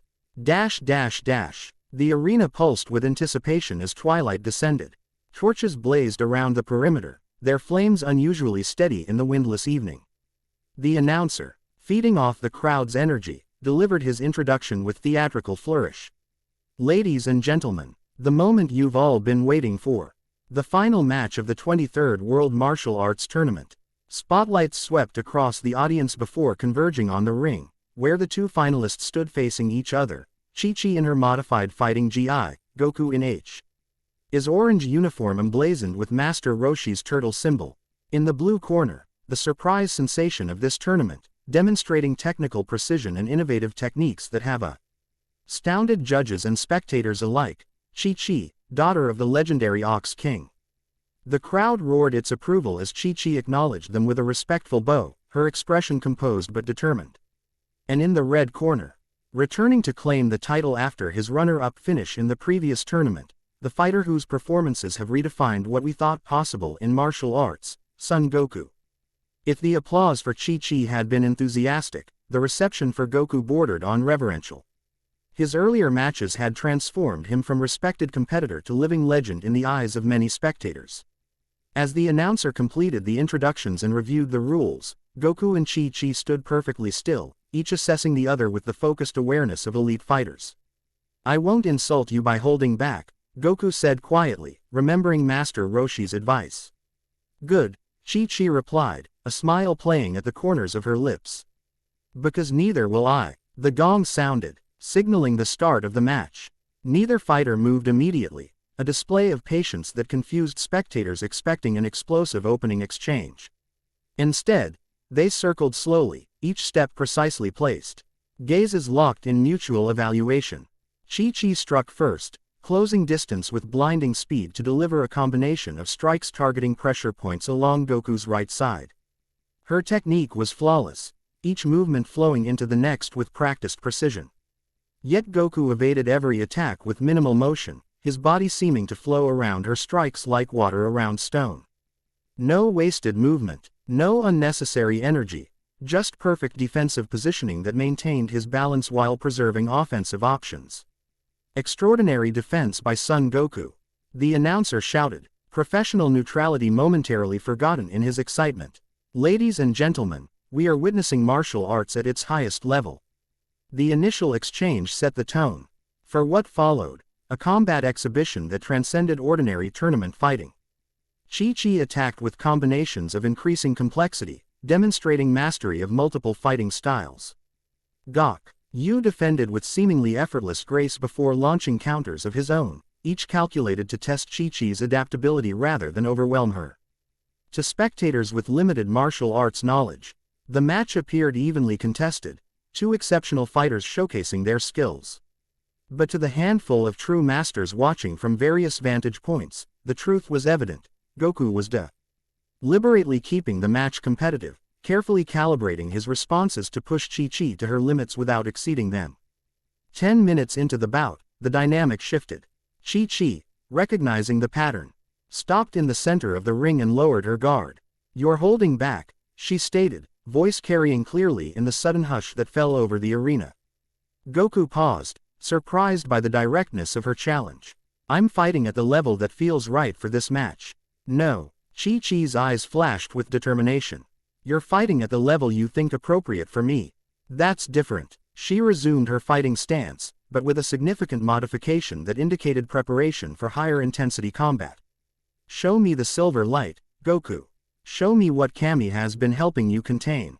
A murmur ran through the crowd at this cryptic exchange. Near the competitor's entrance, Arya straightened, silver eyes widening fractionally at Chi-Chi's unexpected demand. "It's not fully under my control," Goku cautioned, though something in his expression shifted, a mixture of concern and intrigue at her challenge. "Then we'll control it together," Chi-Chi responded with surprising gentleness. Before adding with steel in her voice, "But first, you have to trust me enough to try." Trust. The word resonated through Goku's consciousness, striking a chord deeper than tactical considerations or tournament strategy. This woman before him, fierce, intelligent, determined, was asking not just for his best effort but for his trust in her ability to handle the consequences. In that moment, something crystallized in Goku's understanding of relationships that had previously eluded him. Trust wasn't just about believing someone wouldn't harm you, it was about believing in their capacity to meet challenges alongside you. "Okay," he agreed, settling into a centered stance unlike any he had used in previous matches. "But stay aware. If anything feels wrong, the energy seems unstable, back away immediately." Chi-Chi nodded once, then launched forward with renewed purpose, not just fighting to win a tournament now, but to help Goku explore the boundaries of his emerging power in a controlled environment, with a partner capable of adapting to its manifestation. As their exchange intensified, the quality of Goku's movement began to change. His already fluid motions gained an otherworldly smoothness, each technique flowing into the next with a harmony that seemed to bend the natural laws of physics. Around his form, the air itself appeared to shimmer, like heat distortion but with subtle silver highlights. In the VIP section, Master Roshi leaned forward intently, gnarled hands gripping his knees. "Remarkable," he whispered. "She's deliberately pushing him toward the threshold." "What threshold?" Bulma asked from beside him, having arrived minutes earlier after her hasty flight from West City. Her scientific curiosity warred with growing concern as her portable scanner registered increasing energy fluctuations centered on Goku. "Between conscious technique and unconscious mastery," Roshi explained without taking his eyes from the match. "She's creating conditions where his conscious mind must surrender control to something deeper." On the fighting platform, Chi-Chi executed a perfect feint before launching a kick that would have incapacitated any normal opponent. Goku's response transcended conventional defense. His body moved before the attack fully committed, placing him at precisely the optimal counterattack position through movement that contained no telegraphing, no preparation, no thought. And there it was, the silver luminescence, emanating from within rather than surrounding him like traditional ki manifestations. It began subtly, visible only to those closest to the ring, but gradually intensified until Goku seemed to glow from within, his movements achieving a level of perfection that appeared more divine than human. "Ladies and gentlemen," the announcer's voice trembled with barely contained excitement, "we are witnessing something unprecedented in the history of this tournament." In the ring, Chi-Chi recognized the change immediately. Far from backing away, she adjusted her approach, not retreating but evolving her strategy to accommodate Goku's transformation. Her attacks increased in speed and complexity, forcing him deeper into the state where instinct overrode conscious thought. For nearly a minute, they moved together in what resembled a dance more than combat, attack and defense blurring eye NTO, a continuous flow of energy and motion, each fighter responding to the other with perfect timing. Chi-Chi pushed to her absolute limits, while Goku hovered in that liminal space between mortal technique and divine instinct. Then, abruptly, Goku faltered. The silver light flickered, his movements momentarily losing their supernatural quality. In that instant of vulnerability, Chi-Chi saw her penning and took it, a combination strike that finally connected, sending Goku staggering toward the ring's edge. He teetered on the boundary, arms windmilling as he fought for balance. The crowd held its collective breath, the seemingly invincible fighter on the verge of defeat by ring out. With a last-second adjustment that defied physics, Goku regained his balance, toes barely remaining within bounds. The silver light had faded completely, leaving him visibly drained but still standing. "That was amazing," he exclaimed, genuine admiration lighting his features as he looked at Chi-Chi. "No knees ever pushed me to that state so effectively." Chi-Chi, breathing hard from her exertion, managed a smile despite her exhaustion. "You still have the advantage." "Maybe," Goku acknowledged, "but you've proven something important. The silver light, Ultra Instinct, it has limits. It can't be maintained indefinitely." This realization seemed to please rather than disappoint him, a new challenge to overcome. A new boundary to push against. The match resumed with both fighters now operating at more conventional levels, though still far beyond ordinary human capability. After several more minutes of spectacular exchanges, Goku finally secured victory with a sweeping technique that gently deposited Chi-Chi outside the ring. Winner and champion of the 23rd World Martial Arts Tournament, Son Goku. The announcer declared as the crowd erupted in thunderous applause. Goku immediately hopped down from the ring, offering his hand to Chi-Chi. "That was the best match I've ever had," he said with genuine sincerity. Instead of taking his hand, Chi-Chi surprised him by stepping forward and embracing him, a gesture that sent a ripple of oohs through the spectators, along with knowing smiles from their friends at ringside. "You showed me something wondrous today," she said quietly against his ear. "Thank you for trusting me." As they separated, a strange sensation prickled at the base of Goku's skull, a warning from senses heightened by his brief immersion in Ultra Instinct. He turned toward the sky just as an unnatural darkness began to spread from the horizon, too rapidly and uniformly to be natural nightfall. Arya appeared beside them, her previous observational detachment replaced by urgent purpose.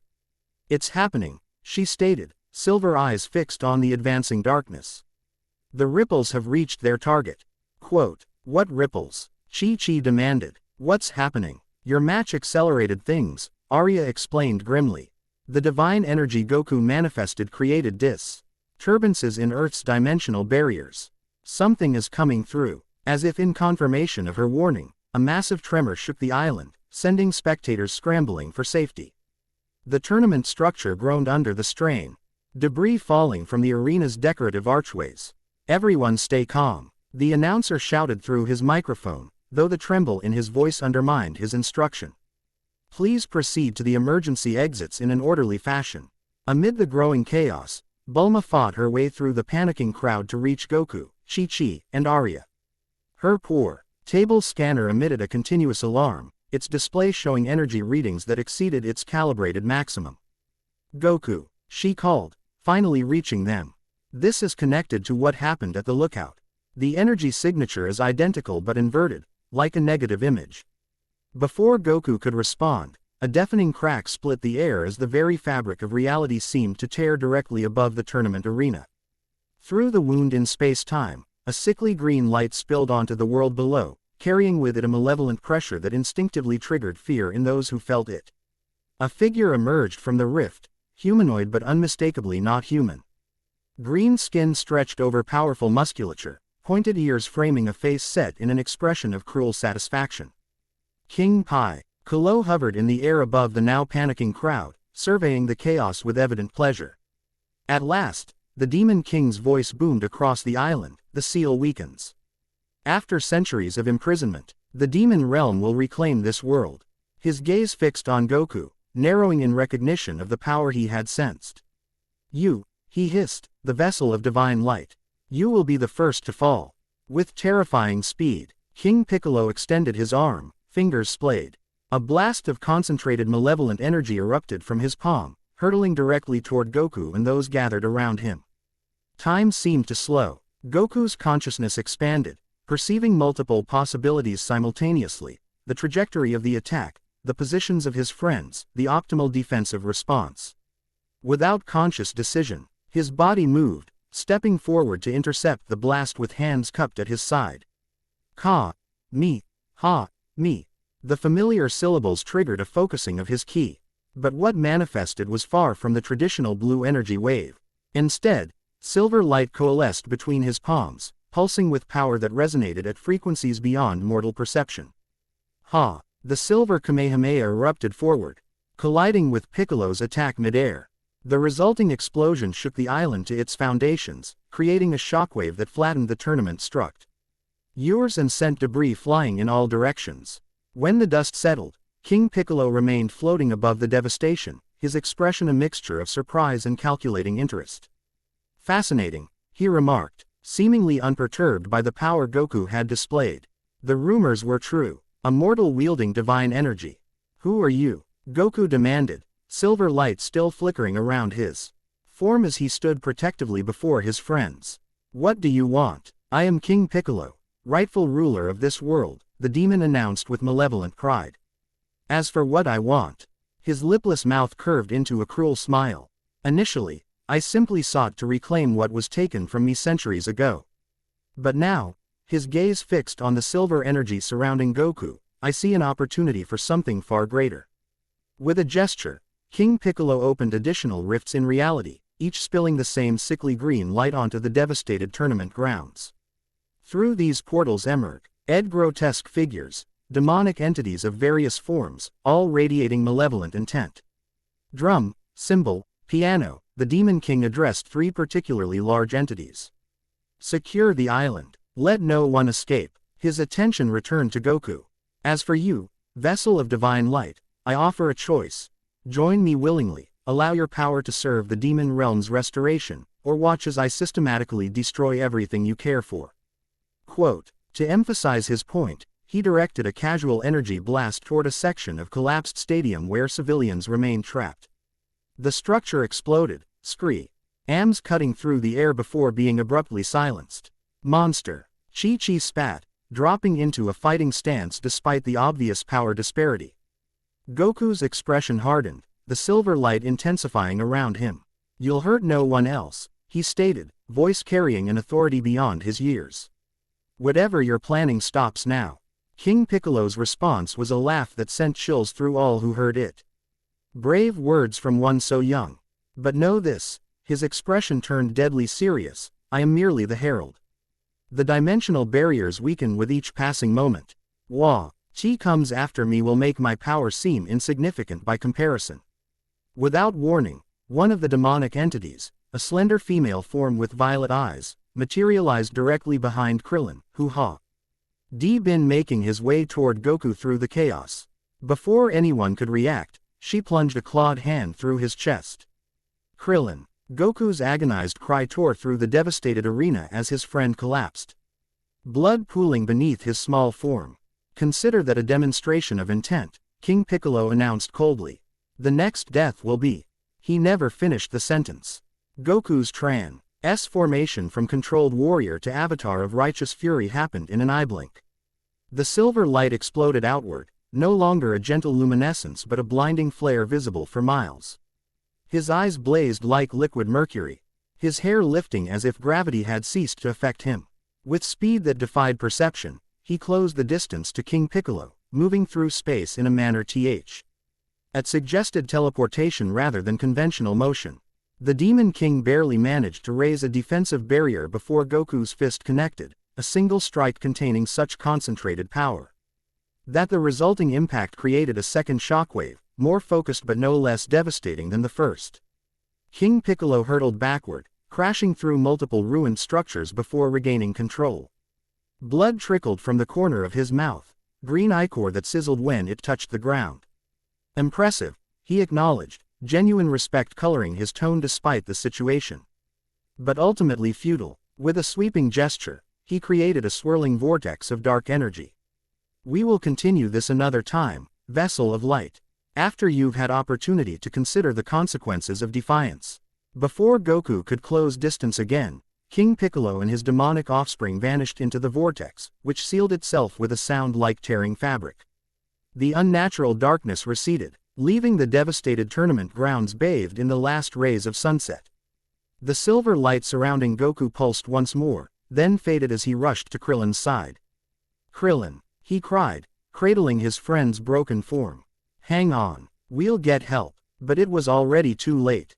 Krillin's eyes stared sightlessly at the darkening sky, his body growing cold as the last vestiges of life departed.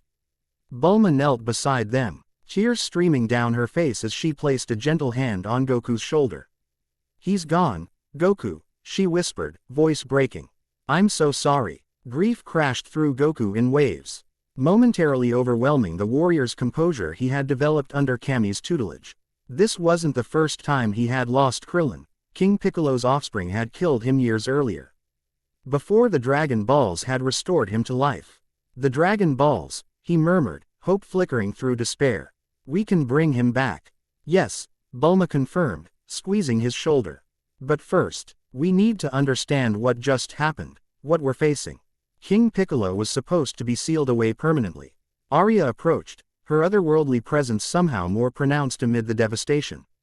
"The divine energy you manifested created disturbances in dimensional barriers," she explained, her silver eyes reflecting sorrow despite her detached manner. "King Piccolo was able to exploit those weaknesses to break his seal. So this is my fault." Goku looked up, anguish written across his features. "No," Chi-Chi interjected firmly, kneeling on his other side. "You didn't cause this deliberately. And from what this demon said, he's been planning this for centuries." "Chi-Chi is correct," Arya confirmed. "The Demon King has worked to weaken his prison since the moment of his containment. Your energy manifestation was merely the final key that unlocked a door already straining to open." Master Roshi approached, his usual jovial demeanor replaced by grim determination. "We need to move quickly. If Piccolo has truly opened pathways to the demon realm, nowhere on Earth will remain safe for long." Goku gently laid Krillin's body on the ground and stood, his grief transforming into resolute purpose. The last rays of sunlight caught his profile as he faced the direction where King Piccolo had vanished. "I'm going after him," he stated simply. "Not alone," Chi-Chi responded immediately, moving to stand beside him.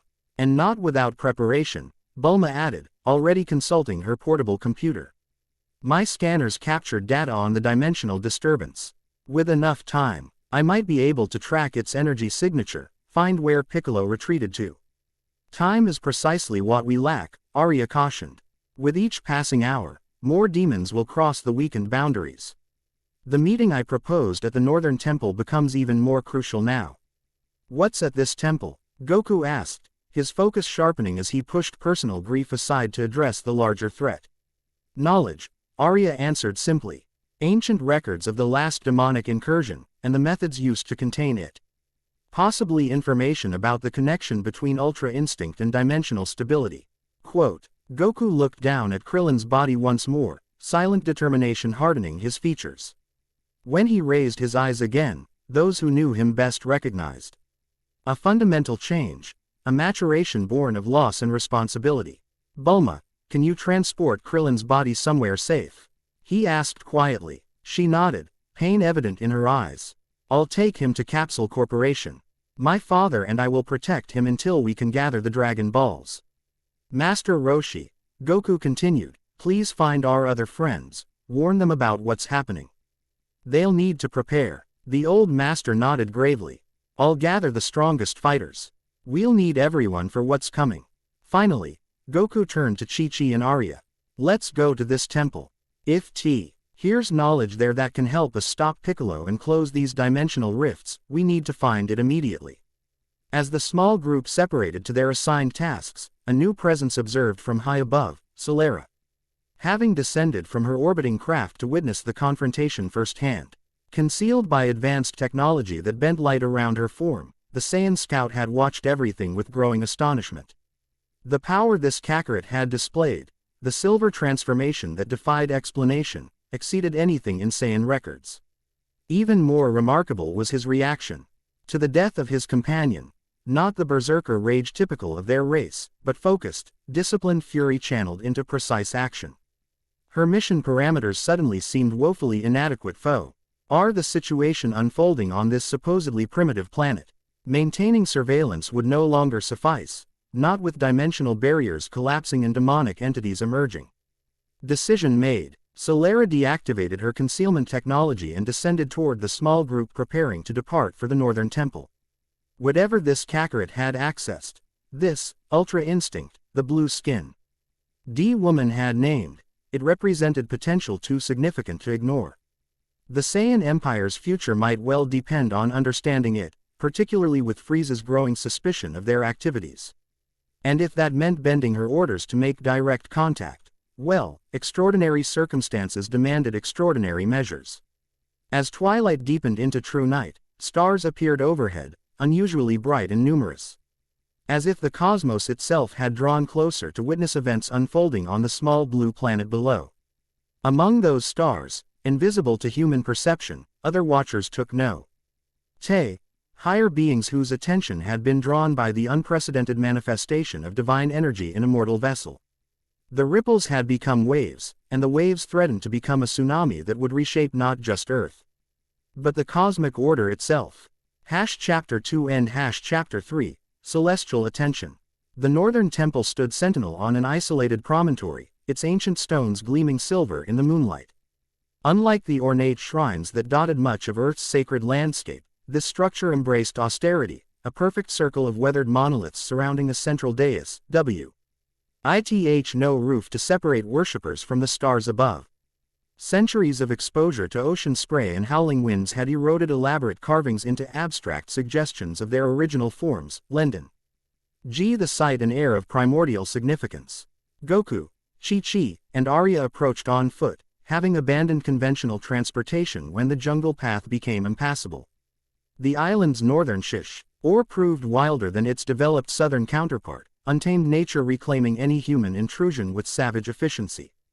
3 hours of hiking through dense vegetation had left Goku and Chi-Chi scratched and mud-splattered, while Arya remained inexplicably pristine, as if the physical world acknowledged her otherworldly status and respectfully kept its distance.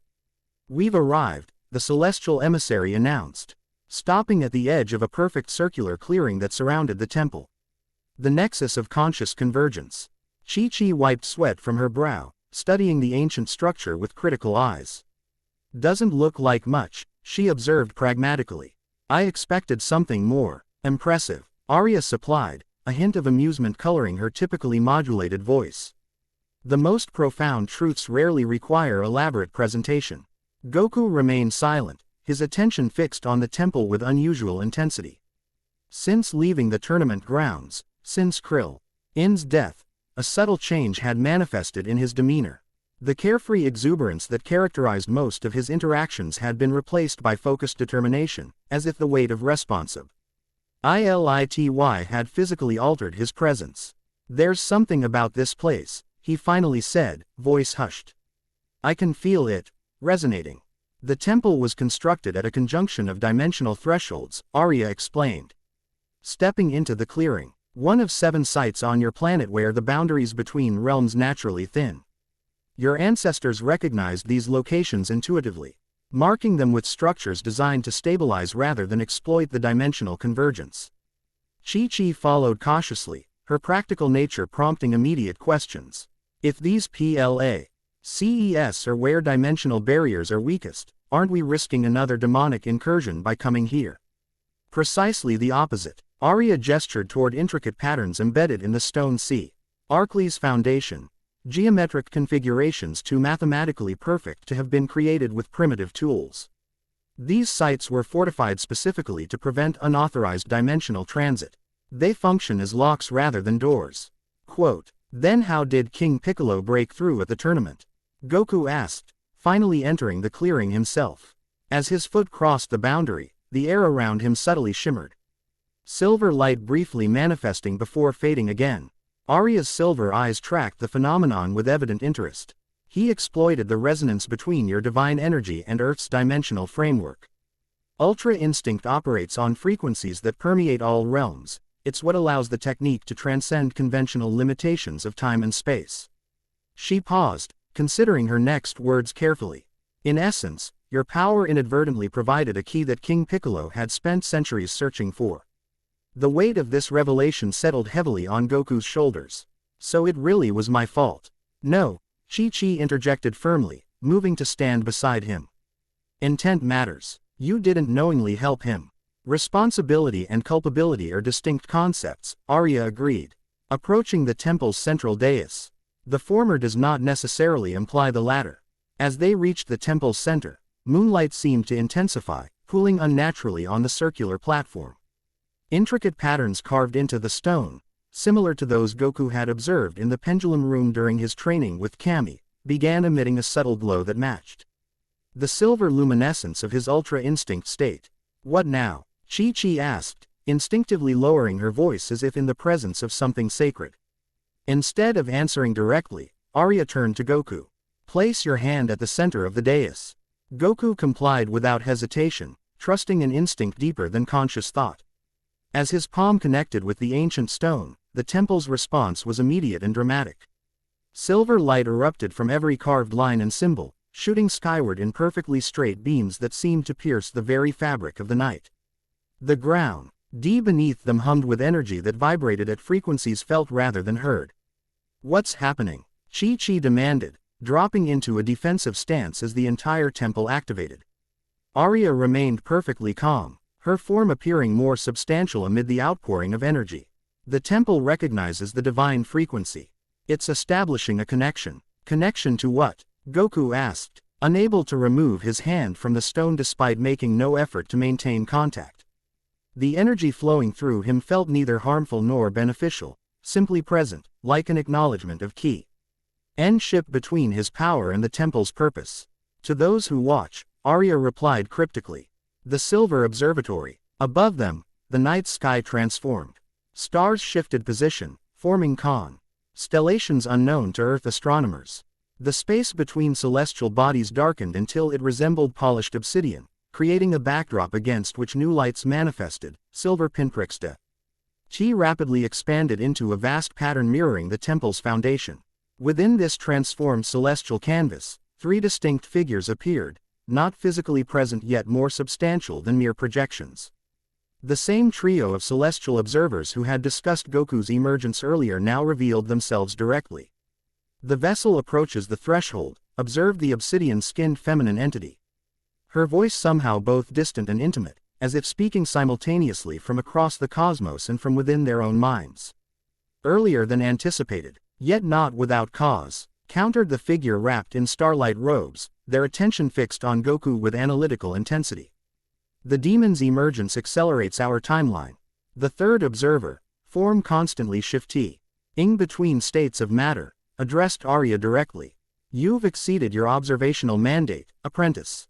Intervention was not authorized. Circumstances necessitated adaptation, Arya responded, bowing slightly to her superiors. King Piccolo's return threatens dimensional stability beyond this realm. The vessel required guidance. Wait, Goku interrupted, finding his voice despite the overwhelming cosmic presence. Who are you? What is this about? The obsidian figure's attention shifted to him, galaxy eyes unreadable. We are the Celestial Triad, observers and maintainers of dimensional boundaries within this universal sector. I am Nyx, aspect of void. Helios, aspect of form, introduced the starlight-robed figure with a slight incline of their head. Flux, aspect of transition, completed the shifting entity, momentarily stabilizing into a humanoid shape of indeterminate gender. We have monitored your development with considerable interest, Son Goku. Or do you prefer Kakarot? The use of his Saiyan name, heard previously only from Arya and King Piccolo, startled Goku. How do you know that name? We know all names of all beings who touch the divine frequency, Nyx explained, her voice rippling with cosmic harmonics. Your manifestation of Ultra Instinct created ripples that extend beyond your comprehension. Chi-Chi stepped forward, practical nature overcoming awe. If you're so powerful and all-seeing, why didn't you stop King Piccolo yourselves? Why let innocent people die? The directness of her question caused Helios to focus on her with renewed interest. The mortal raises a valid point. Nyx, Perhaps we should explain the constraints.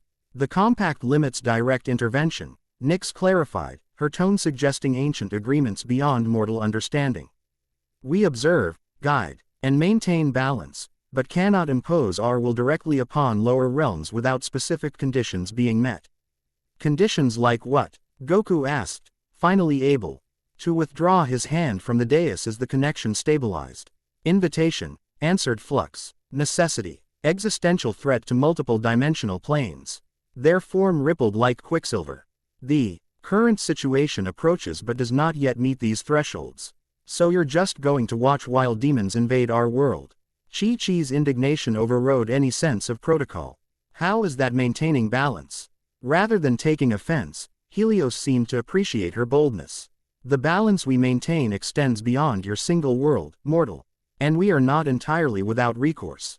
Their gaze shifted to Goku. The vessel's manifestation of Ultra Instinct represents an opportunity within the compact's constraints.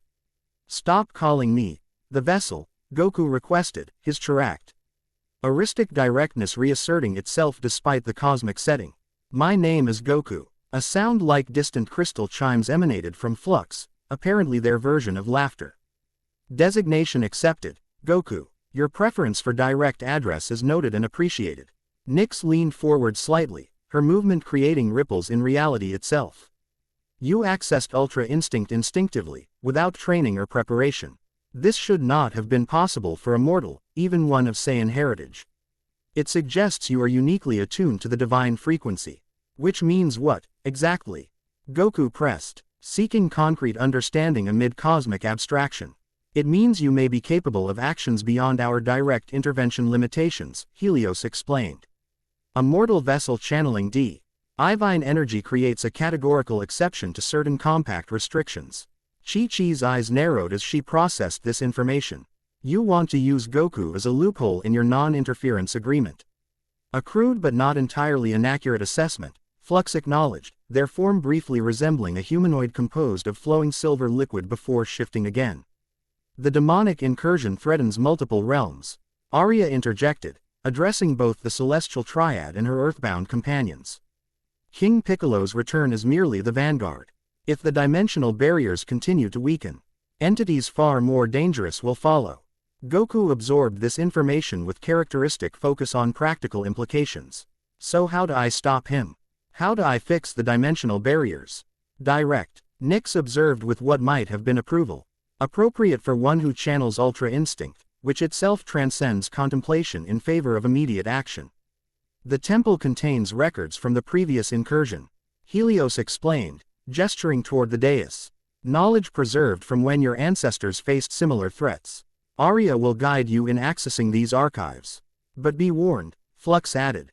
Their tone growing somber as their form temporarily stabilized, King Piccolo is aware of your potential.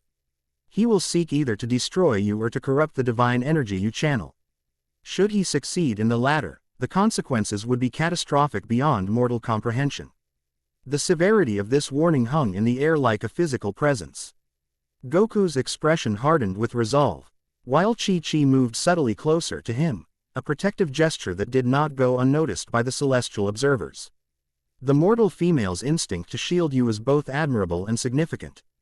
Nyx noted, galaxy eyes focusing on Chi-Chi with new interest. Strong emotional connections can either anchor divine energy or destabilize it, depending on their nature. Before Chi-Chi could respond to this cryptic observation, a disturbance rippled through the celestial connection. The star field above them shimmered, patterns temporarily disrupting as if affected by some cosmic interference. We are not alone in our attention, Helios announced, robes swirling with increased energy. Other entities have detected this communication. The demon seeks to trace our connection, Flux confirmed. Their form becoming increasingly unstable. We must terminate this direct contact. Wait, Goku called as the celestial images began to fade. What about? Trust your instincts, Goku. Nyx's voice echoed as her form dissolved into star patterns. They guided you to Ultra Instinct. They will guide you through what comes next. Arya will remain as our intermediary, Helios added. Already half transformed into pure light. The knowledge within the temple is yours to access. Flux's final words came as little more than a whisper across dimensional boundaries, be vigilant. You are not the only one seeking power beyond mortal limitations. With that cryptic warning, the celestial connection terminated. The star field above reverted to normal constellations, and the temple's silver light receded until only faint glows remained along the primary carved patterns. In the sudden quiet, Goku, Chi-Chi, and Arya stood motionless, adjusting to the abrupt transition from cosmic communion to mortal reality. Well, Chi-Chi finally broke the silence. That was overwhelming. Goku supplied with a ghost of his usual smile. I was going to say, unhelpful, she corrected. Practical nature reasserting itself. A lot of vague warnings and cosmic philosophy, but not much concrete advice on stopping King Piccolo. The triad communicates through conceptual frameworks rather than explicit instructions, Arya explained, approaching the central dais once more. It is their nature, but they have granted access to something far more valuable, the accumulated knowledge of previous encounters with the demon realm. She placed her palm against the stone where Goku's hand had rested earlier. The carved patterns responded with subdued illumination. Less spectacular than before but clearly still active. The temple archives contain detailed records of the techniques used to seal the dimensional breach during the last demonic incursion, Arya continued. Manipulating the energy patterns with practiced precision, including specific references to a warrior who manifested abilities similar to your Ultra Instinct. This revelation captured Goku's full attention. Someone else had this power before. Not identical, but analogous, Arya clarified. A human who achieved harmony with divine frequencies through different methods.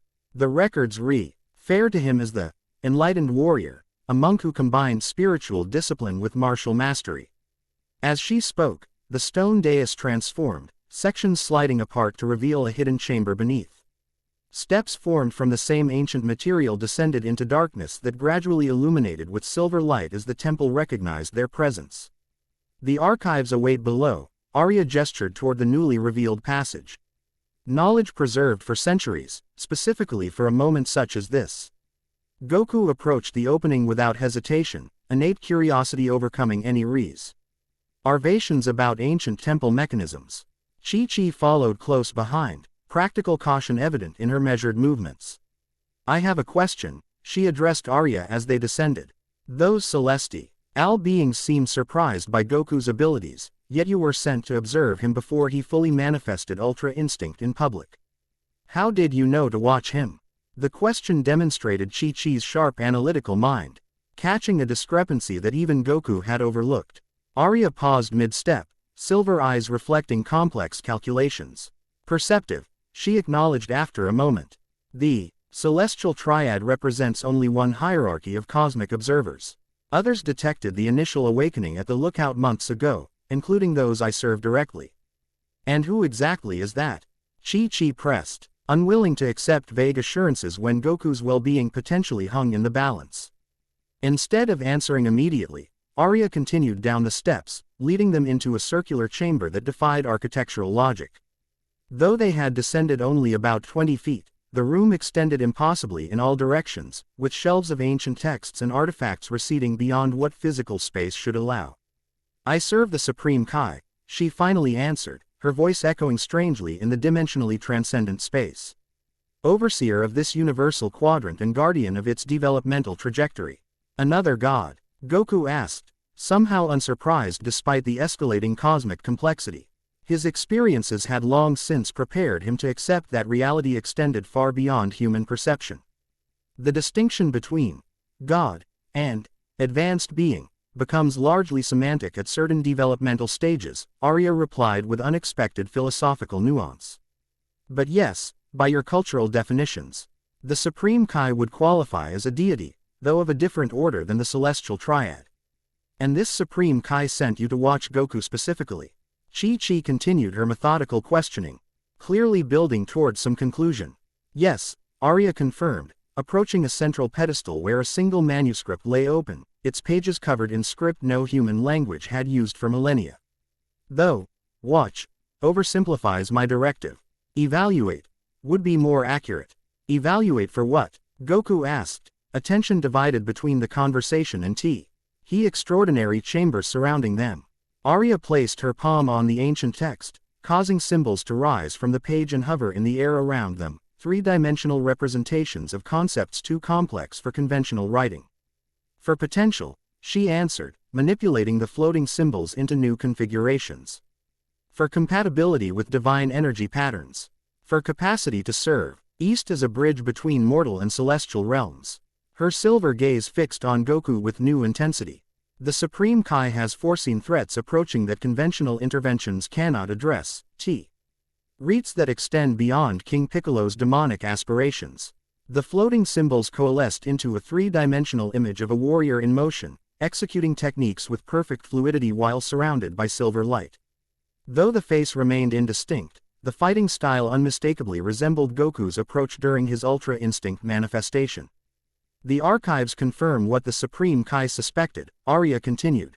Studying the projection, Ultra Instinct represents more than a fighting technique, it's a fundamental realignment of consciousness that allows mortal vessels to channel divine energy without self-destruction.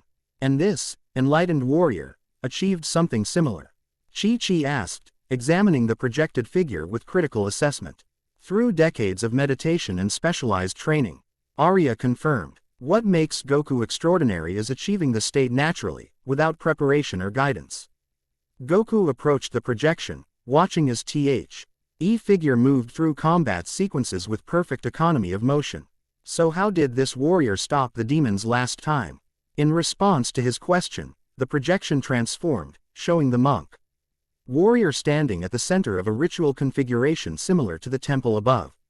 7 other figures surrounded him, channeling energy into his form until he blazed with silver light that expanded outward in a perfect sphere. The enlightened warrior served as a focal point for a ritual sealing, Arya explained, manipulating the projection to show the energy sphere expanding to encompass a dimensional tear similar to what King Piccolo had created. His connection to divine frequencies allowed him to repair dimensional barriers that conventional methods couldn't address. But it required 7 other practitioners. Chi-Chi noted immediately, focusing on practical logistics. Where are we supposed to find 7 people capable of channeling this kind of energy? That is indeed the primary challenge, Arya acknowledged. The original ritual used monks who had spent lifetimes preparing for this specific purpose. We lack that luxury of time and preparation. Goku studied the projection with uncharacteristic intensity, absorbing details that might have seemed insignificant to others. The pattern they're standing in, it looks familiar. It should, Arya confirmed. It's based on the same principles as the Dragon Ball configuration. The 7 spheres your people use for wishes didn't originate on Earth, they were created by Namekians who understood these dimensional principles. This revelation startled both humans. The Dragon Balls are connected to all this. Chi-Chi asked. Everything is connected, Arya replied, sounding momentarily more like Flux than her usual precise self. Divine energy, dimensional barriers, wish fulfillment, all operate on related frequencies, manipulating reality through consciousness-directed intention. The implications of this connection sparked an idea in Goku's mind. If the Dragon Balls work on the same principles as this sealing ritual, could we use them somehow? Arya's expression shifted to one of surprised consideration. That is not a connection I had previously considered. She manipulated the floating symbols again, comparing the ritual configuration with known properties of the Dragon Balls. Theoretically possible, though it would require significant adaptations to the summoning process. So we need to gather the Dragon Balls, Goku concluded, thoughts immediately turning to action. Not just to revive Krillin, but to help seal the dimensional breaches. A dual purpose that might actually enhance effectiveness, Arya agreed, clearly intrigued by the possibility. The emotional investment in Restoran. Your friend could provide additional power to the sealing ritual. Chi-Chi placed a gentle hand on Goku's arm. But we still need to find people capable of participating in this ritual. If it took lifetime-trained monks before, we start with those we know have unusual key control, Goku decided, natural leadership emerging through his typically carefree persona. Master Roshi, Tien, Yamcha, you. He paused, remembering something, and Kami. He'd definitely be able to help with something like this. 5 including yourself, Arya tallied. We would need 2 more participants with sufficient energy sensitivity. Bulma might qualify in a different way, Chi-Chi suggested thoughtfully. She doesn't train as a fighter, but her scientific understanding of energy patterns might substitute for traditional ki manipulation. An interesting proposition, Arya acknowledged. Consciousness directs energy regardless of the conceptual framework used to understand it. Her scientific approach might provide a valuable alternative perspective. That still leaves us one person short, Goku noted, mentally reviewing everyone he knew with special abilities or energy sensitivity. Before they could pursue this line of thought further, a subtle vibration ran through the chamber, not threatening but clearly signaling something significant. The floating symbols reorganized themselves, Fo. RMING, a representation of Earth's surface with several pulsing points of light. New dimensional breaches, Arya explained, studying the projection with concern. King Piccolo is acting more quickly than anticipated. He's established 3 additional entry points for demonic entities. The locations illuminated on the floating globe, one in the remote northern mountains, another in an uninhabited desert region. And a third, most concerning, near East City, a major population center. We need to move now, Goku decided, already turning toward the steps leading back to the surface. People are in danger. Wait, Arya cautioned, manipulating the projection once more. The image zoomed in on the disturbance near East City, revealing something unexpected, a figure engaged in combat with emerging demonic entities. Though the representation lacked detail, the fighting style was distinctive enough to be recognizable. As that, Piccolo? Goku asked, confusion evident in his voice. Not King Piccolo, Arya clarified. The energy signature is similar but distinct. Younger, less corrupted by demonic influence. Piccolo Jr., Chi-Chi realized, recalling stories from previous tournaments. King Piccolo's offspring in reincarnation. But why would he fight against demonic invaders? Shouldn't he be helping them? Arya studied the projection with analytical precision. His energy signet, shows conflict. Demonic heritage battling against something else. Fascinating. Whatever his reasons, he's fighting against the demons right now, Goku observed pragmatically. That makes him a potential ally, at least temporarily. A dangerous assumption, Arya cautioned. His ultimate objectives may align with his progenitors, regardless of current actions. Only one way to find out, Goku decided. His natural inclination to confront situations directly reasserting itself. We need to get to East City. Chi-Chi nodded in agreement, practical as ever. The question is how. It's hundreds of miles away. And we have no transportation. A slight smile curved Arya's lips, an unusually human expression on her otherworldly features. The temple offers more than just knowledge. She gestured toward one wall of the chamber, where a circular pattern identical to the dais above began glowing with silver light. These sites were connected for precisely such emergencies. A teleportation system? Chi-Chi asked, impressed despite her general skepticism toward mystical solutions. Dimensional folding would be more accurate, Arya corrected, approaching the glowing circle. The temple network allows instantaneous travel between consecrated locations. There is a sister site near East City, originally built to monitor a natural dimensional weakness in that region. So we can just step through and be there. Goku clarified, excitement building at both the prospect of immediate action and the discovery of a new technique that resembled his instantaneous movement abilities. Those recognized by the temple network. Yes, Arya placed her palm against the glowing pattern, causing the center to ripple like liquid silver. The passage will recognize your Ultra Instinct resonance, Goku. And Chi-Chi's connection to you should allow her transit as well. Connection to me, Goku repeated, glancing at Chi-Chi with innocent curiosity. A slight blush colored Chi-Chi's cheeks. Though her practical demeanor remained intact. She means our key signatures have harmonized through our match and subsequent cooperation, she explained, offering a technical interpretation that sidestepped more personal implications. Arya's silver eyes reflected something like amusement, but she didn't contradict this explanation. Precisely. Shall we proceed? Without waiting for verbal confirmation, Goku stepped forward. Natural fearlessness making him the ideal first subject for interdimensional travel. As he touched the silver surface, his body seemed to elongate momentarily before disappearing entirely into the portal. Chi-Chi followed with only slight hesitation, her trust in Goku outweighing reasonable caution about ancient teleportation systems. The portal accepted her just as easily, her form dissolving into silver light. Arya lingered momentarily, casting one final glance at the chamber's projected globe. The pulsing lights indicating dimensional breaches had increased. During their brief conversation, now numbering 7 across Earth's surface, time was running short, and events were accelerating beyond even the Supreme Kai's predictions.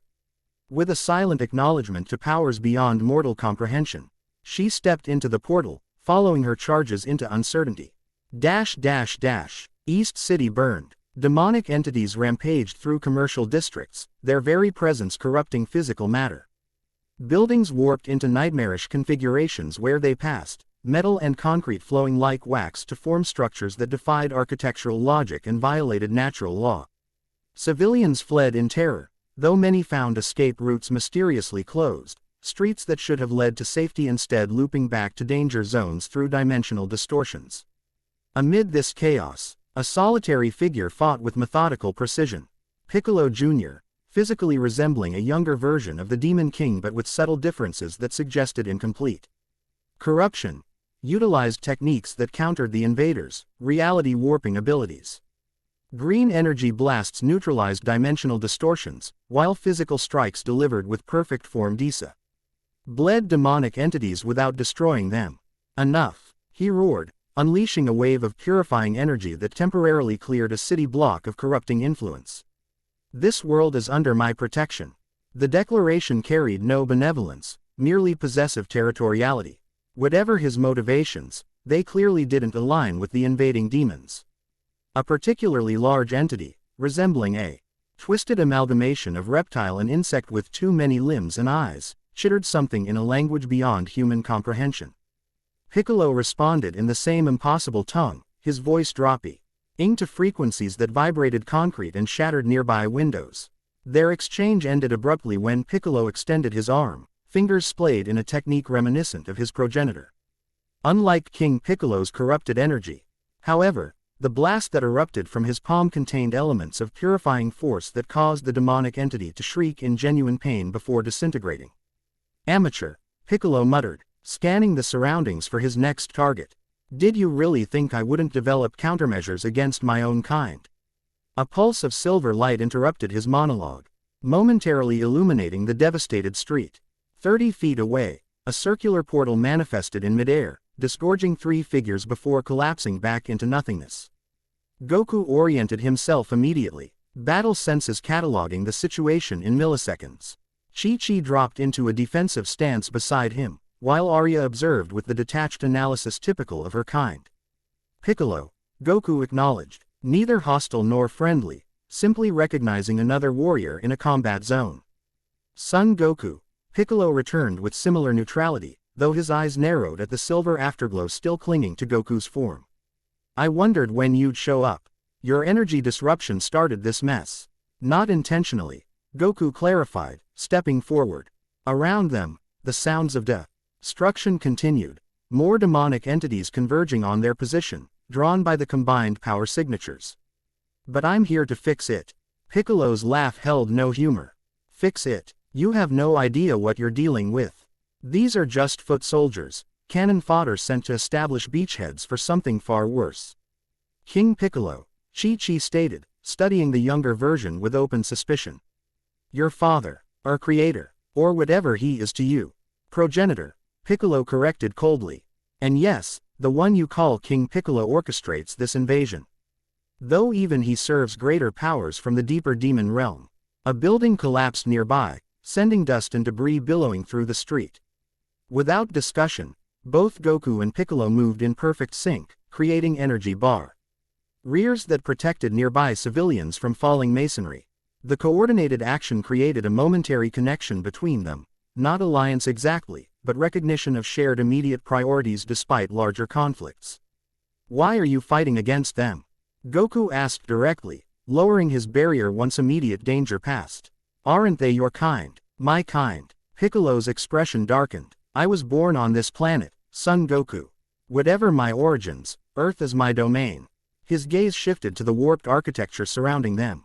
These abominations seek to transform it into an extensio N of the demon realm, making it uninhabitable for most native lifeforms. Including me. Self-preservation, Arya observed, speaking for the first time since their arrival. A pragmatic motivation, if limited. Piccolo's attention fixed on the blue-skinned woman, eyes narrowing in recognition of something beyond mortality. "You're not human, celestial observer." "Something like that," Arya acknowledged without elaboration.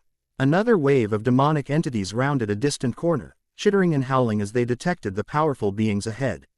Without discussion, the four formed a defensive line, Goku and Piccolo at center. Chi-Chi and Arya flanking them. "We can discuss motivations later," Goku decided, dropping into a fighting stance. "Right now, we need to contain this incursion and protect the civilians." "Agreed," Piccolo responded, his tone suggesting this temporary alignment of purpose didn't constitute true alliance. "But understand this, I fight for Earth's preservation as it exists now. Not out of sentiment for its inhabitants." "Noted," Chi-Chi replied dryly, her practical nature prioritizing immediate action over philosophical distinctions. Any tactical informat ion about these creatures would be helpful. Despite his general disdain, Piccolo provided immediate practical advice. They warp reality through direct contact. Keep your distance and use energy acts to disrupt their molecular cohesion. Physical strikes are less effective unless you can completely destroy their core essence, located approximately where a heart would be in terrestrial creatures. The approaching demonic wave accelerated, apparently recognizing the threat posed by the gathered fighters. What followed was not so much a battle as a coordinated demonstration of four distinct IGHTING philosophies achieving harmony through shared purpose. Goku moved with fluid precision, each action perfectly economical, not fully accessing Ultra Instinct but incorporating its principles into conscious technique. Silver energy periodically flashed around his form, particularly when countering the demon's reality warping effects. Chi-Chi complemented his approach with disciplined pragmatism, identifying vulnerabilities in the demonic entity's manifestations and exploiting them with targeted strikes. Her lack of energy projection capabilities compared to the others was compensated by exceptional tactical awareness, often creating openings that her more powerful allies could exploit. Piccolo demonstrated intimate knowledge of demonic weaknesses, his techniques specifically evolved to counter their dimensional manipulation. Each blast contained precisely calibrated energy frequencies that disrupted the invaders' connection to their native realm, forcing them to operate under Earth's physical constraints. Arya moved with otherworldly grace, her actions seemingly trivial yet invariably producing maximum effect. Where she passed, reality stabilized, dimensional distortions reverting to normal physical laws. She provided no offensive support but systematically undid the environmental corruption the demons had initiated. Within minutes, the immediate threat had been neutralized. Demonic entities lay dissolving into ectoplasmic residue, while warped structures gradually reverted to their original configurations as Arya moved among them, touching distorted surfaces with subtle applications of counter-energy. Effective cooperation, she observed mildly, as if discussing a training exercise rather than actual combat. This was merely a probe, Piccolo warned, scanning the surroundings with senses that extended beyond visual perception, testing defenses and establishing dimensional anchor points. The real invasion hasn't even begun. Then we need to act quickly, Goku responded, turning to Arya. The sealing ritual from the temple archives, could it close these entry points? Potentially, she confirmed, though we still lack sufficient participants with the necessary energy control. Piccolo's attention sharpened at this exchange. Sealing ritual, you've located information on the original containment process. You know about it? Chi-Chi asked, surprise momentarily overriding her distrust of the Namekian hybrid. I contain aspects of my progenitor's memories, Piccolo explained reluctantly, clearly uncomfortable sharing personal information. Fragmented knowledge of the barriers that contained him for centuries. He spent generations searching for countermeasures to prevent being sealed away again. Which means you might know weaknesses in the original technique. Goku realized, characteristic optimism finding opportunity even in complex circumstances. Information that could help us improve it. Piccolo studied him with calculated assessment. And why would I help strengthen a technique that could potentially be used against me as well? Because the alternative is worse, Goku answered simply. If the demon realm fully manifests on Earth, there won't be a planet left for you to claim as your domain. The pragmatic argument resonated with Piccolo's self-interest. After visible internal debate, he nodded curtly. A temporary alignment of purpose. He clarified, unwilling to characterize the arrangement as alliance or cooperation. Nothing more. That's all we're asking, Chi-Chi assured him, practical enough to accept limited collaboration toward essential goals. Before they could discuss specifics, Arya raised her hand for attention, head tilted as if listening to something beyond mortal perception. Another breach is forming, she announced. Larger than previous manifestations, approximately 50 miles north of our position. The mountain temple, Piccolo identified immediately. An ancient power thus similar to the northern site you accessed. If the demon realm establishes control there, their dimensional manipulation capabilities will increase exponentially. Then that's where we go next, Goku decided, turning to Arya. Can you create another portal like the one that brought us here? Not immediately, she admitted. The temple network requires time to recharge between transits. Then we fly, Goku determined. His problem-solving characteristically direct. He turned to Chi-Chi with sudden concern. Can you? I've been practicing a limited form of air movement, she assured him, correctly anticipating his question. Not as fast as you or Piccolo, but I can manage. I'll assist, Arya offered, placing a hand lightly on Chi-Chi's shoulder. My presence can reduce certain physical limitations temporarily. With arrangements settled, the unusual alliance prepared to depart. As they launched into the sky, Goku and Piccolo propelling themselves with practiced energy manipulation. Chi-Chi and Arya ascending through a combination of technique and celestial assistance. None noticed the small figure observing from a shadowed alleyway. Launch lowered the high-powered binoku. Lars she'd been using to track the battle, her currently blue hair framing a thoughtful expression. Unlike her blonde counterpart's aggressive impulsivity, this persona approached situations with methodical analysis, a trait that had kept her alive through years of peripheral involvement with increasingly dangerous supernatural events. Silver energy, she murmured, making careful notes in a small journal. Dimensional breaches, demonic incursion, she underlined one observation with particular emphasis. Goku's new power, divine origin. Initially drawn to East City by reports of unusual energy readings, part of her ongoing independent investigation into supernatural phenomena, Launch had arrived just in time to witness the battle against demonic entities. Her position, carefully chosen for optimal observation with minimal risk, had allowed her to document details others might miss in the chaos of direct confrontation. Most significant was the silver luminescence that periodically surrounded Goku during intense combat moments, a manifestation utterly unlike the traditional ki energy she'd observed in other fighters. Something fundamental had changed in the young warrior she'd known for years, elevating him beyond conventional martial arts into a realm that appeared, for lack of a better term, divine. The implications fascinated both her analytical blue-haired self and, she suspected, would equally intrigue her action-oriented blonde persona. Either way, this development warranted further investigation. Packing her observation equipment with practiced efficiency, Launch made a decision. Wherever Goku and his unusual allies were headed, she would follow, maintaining safe distance while gathering intelligence on whatever cosmic drama was unfolding. The prospect should have terrified any rational person. Instead, Launch felt a familiar thrill of discovery, the same sensation that had initially drawn her into the orbit of Earth's extraordinary defenders years earlier. Something unprecedented was happening, something that transcended conventional understanding of reality itself. And if there was one constant in Launch's divided existence, it was her determination to understand the extraordinary, regardless of which personality happened to be in control at any given moment. Thousands of miles from Earth, aboard a massive spacecraft that served as mobile headquarters for the Frieza Force. Raditz stood before a communication screen with poorly concealed impatience. His massive frame, typical of Saiyan warriors with its powerful musculature and untamed mane of black hair, seemed constrained by the sterile confines of the communication chamber. "Repeat that," he demanded, convinced he had misheard the transmission from Prince Vegeta. "My brother has what? Access to divine energy frequencies." Vegeta's voice emerged from the speaker, deliberately kept low to avoid unwanted attention from Frieza's surveillance systems. Solera's instruments confirmed it. Energy signatures matching ancient descriptions of the legendary forms, but with distinct variations suggesting something beyond even those transformations. Raditz struggled to process this information. His brother Kakarot, sent as an infant to conquer a backwater planet and apparently failing even that simple mission, had somehow accessed power that eluded elite Saiyan warriors.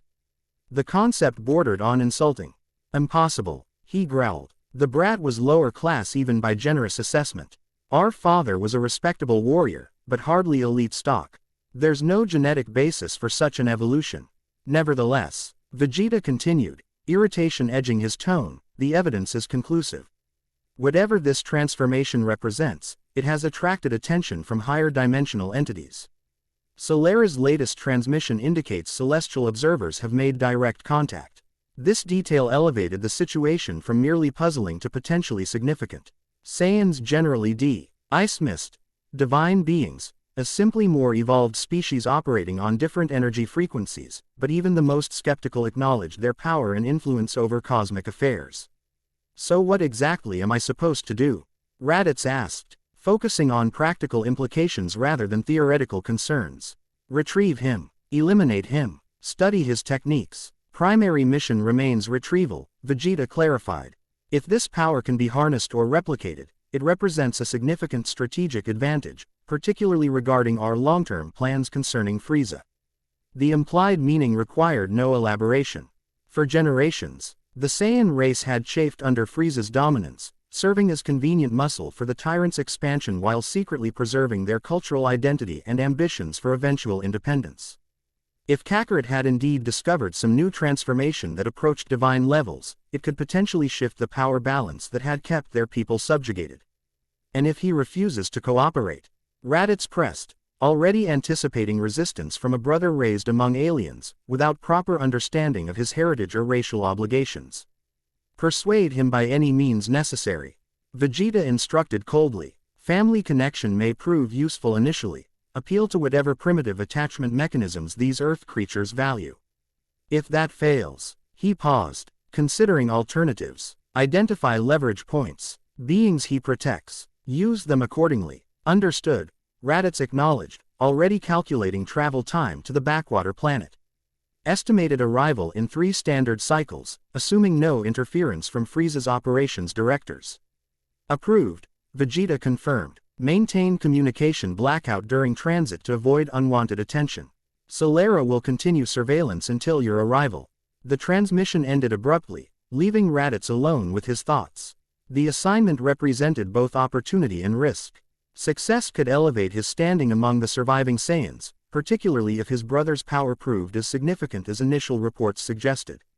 Failure, however, would further cement Hai's reputation as an unremarkable warrior trusted only with menial assignments.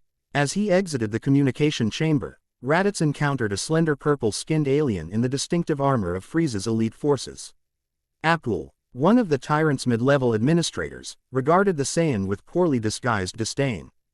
Private communications, Raditz, he inquired with false casualness. Interesting. Lord Frieza has been noting unusual transmission patterns from Saiyan contingents recently. Battle strategies for upcoming purge operations, Raditz responded flatly, brushing past without further acknowledgement. Nothing that concerns administrative staff. The encounter, brief as it was, confirmed his suspicions. Frieza's paranoia regarding Saiyan activities had increased lately. Additional monitoring and random inspections of Saiyan quarters and equipment. All the more reason to investigate Kakarot's supposed transformation with maximum discretion. Reaching the pod bay, Raditz began preparations for immediate departure. Standard mission protocols required formal clearance for interstellar travel, but years of navigating Frieza's bureaucracy had taught him various methods for circumventing official channels when necessary. As he programmed coordinates into his attack pod's navigation system, Raditz found himself contemplating the brother he'd never known. What kind of warrior had Kakarot become? Raised among primitives on a planet that should have been conquered within months of his arrival. Had the reported head injury from Solera's intelligence damaged the boy's Saiyan instincts beyond recognition? Or had some aspect of Earth's environment unlocked potential that might have remained dormant under normal circumstances? Whatever the answers, Raditz NDED to complete his mission efficiently, retrieving this wayward brother and the mysterious power he'd somehow accessed. If that power could indeed challenge Frieza's dominance, family obligation dictated he bring Kakarot into the fold. Willingly or otherwise. The attack pod sealed with a pneumatic hiss, launch sequence initializing as Raditz settled into the confined space. 3 cycles to Earth. 3 cycles to prepare for whatever awaited him on that distant blue planet where his long-lost brother had apparently achieved the impossible. The mountain temple presented a stark contrast to the ancient stone circle they had visited earlier. Where the northern site embraced simplicity and harmony with natural surroundings, this location featured elaborate architecture that imposed conception onto the landscape. Massive stone structures carved directly from the mountainside, forming concentric circles that ascended toward a central platform. Goku, Piccolo, Chi-Chi, and Arya arrived to find the site already under siege. Demonic entities swarmed over the outermost stone circles, their touch corrupting the ancient carvings, transforming protective symbols into channels for malevolent energy. At the temple's center, a swirling vortex of sickly green light indicated a dimensional breach actively widening. "They're converting the temple's protective functions," Arya observed, with unusual alarm coloring her typically modulated voice. "Turning a dimensional lock into a permanent gateway. How long until the breach becomes irreversible?" Goku asked, assessing the situation with tactical focus that belied his generally carefree nature. "Minutes at most," Piccolo answered before Arya could respond. "The conversion is nearly complete." Without further discussion, the FR descended toward the embattled temple, each approaching the problem according to their nature and abilities. Piccolo targeted the largest concentration of demonic entities, unleashing precisely liberated energy blasts that disrupted their molecular cohesion. His intimate knowledge of demonic weaknesses allowed him to clear entire sections of corrupted stonework with minimal expenditure of power. Chi-Chi focused on the temple's structural integrity, using her understanding of ki flow to reinforce sections weakened by demonic corruption. Though lacking the raw power of her allies, her technical precision proved equally valuable, preventing critical collapse that would have accelerated the conversion process. Arya moved directly toward the central platform, her celestial nature allowing her to navigate through dimensional distortions that would have disoriented or harmful to mortals. Each step she took left silver footprints that temporarily stabilized reality in her wake. Goku approached the problem holistically, his instincts guiding him to the nexus points where demonic influence concentrated. Rather than engaging individual entities, he targeted the underlying patterns of corruption, striking precise locations that disrupted the systematic conversion of the temple's function. Their coordinated efforts quickly gained ground, pushing back the initial wave of demonic manifestations. The dimensional breach at the center began to fluctuate, its steady expansion temporarily halted by their intervention. Then everything changed. A pulse of malevolent energy erupted from the breach, accompanied by a sound that defied physical description, something between a scream, a laugh, and the tearing of reality itself. The vortex expanded dramatically, and through it emerged a figure Goku recognized immediately. King Piccolo hovered above the central platform, but significantly changed from their previous encounter. Green skin now featuring patterns of black corruption that pulsed with sickly light. Eyes gleaming with intensified malevolence. Most concerning was the aura surrounding him, no longer simply demonic but mixed with something that disturbingly resembled the silver energy of Ultra Instinct. Though twisted and corrupted into something fundamentally wrong. "Welcome, vessel of divine light," the Demon King's voice boomed across the temple complex. "How considerate of you to bring your power directly to me, saving me the trouble of hunting you down." Beside him materialized the female demonic entity who had killed Krillin, slender and almost elegant in her corrupted beauty. Violet eyes fixed on Goku with predatory interest. "Viola," Piccolo identified tensely. "The Corruptor, one of the original demon lords." "Hello, little brother," she purred, voice containing harmonics that vibrated at painful frequencies. "Or should I say, defective copy. Father has been so disappointed in your rebellion." Piccolo's expression hardened, but he offered no response to the taunt. Goku stepped forward, silver light beginning to manifest around his form as he accessed deeper reserves of power. "Whatever you're planning stops here, Piccolo." "On the contrary," King Piccolo responded with terrible confidence. Your arrival completes the final component. He gestured toward the swirling vortex behind him. This temple once served as a lock between realms. Now it will become a permanent bridge, allowing the full manifestation of the demon realm on Earth. You attempted this before, Arya stated, her celestial knowledge providing historical context.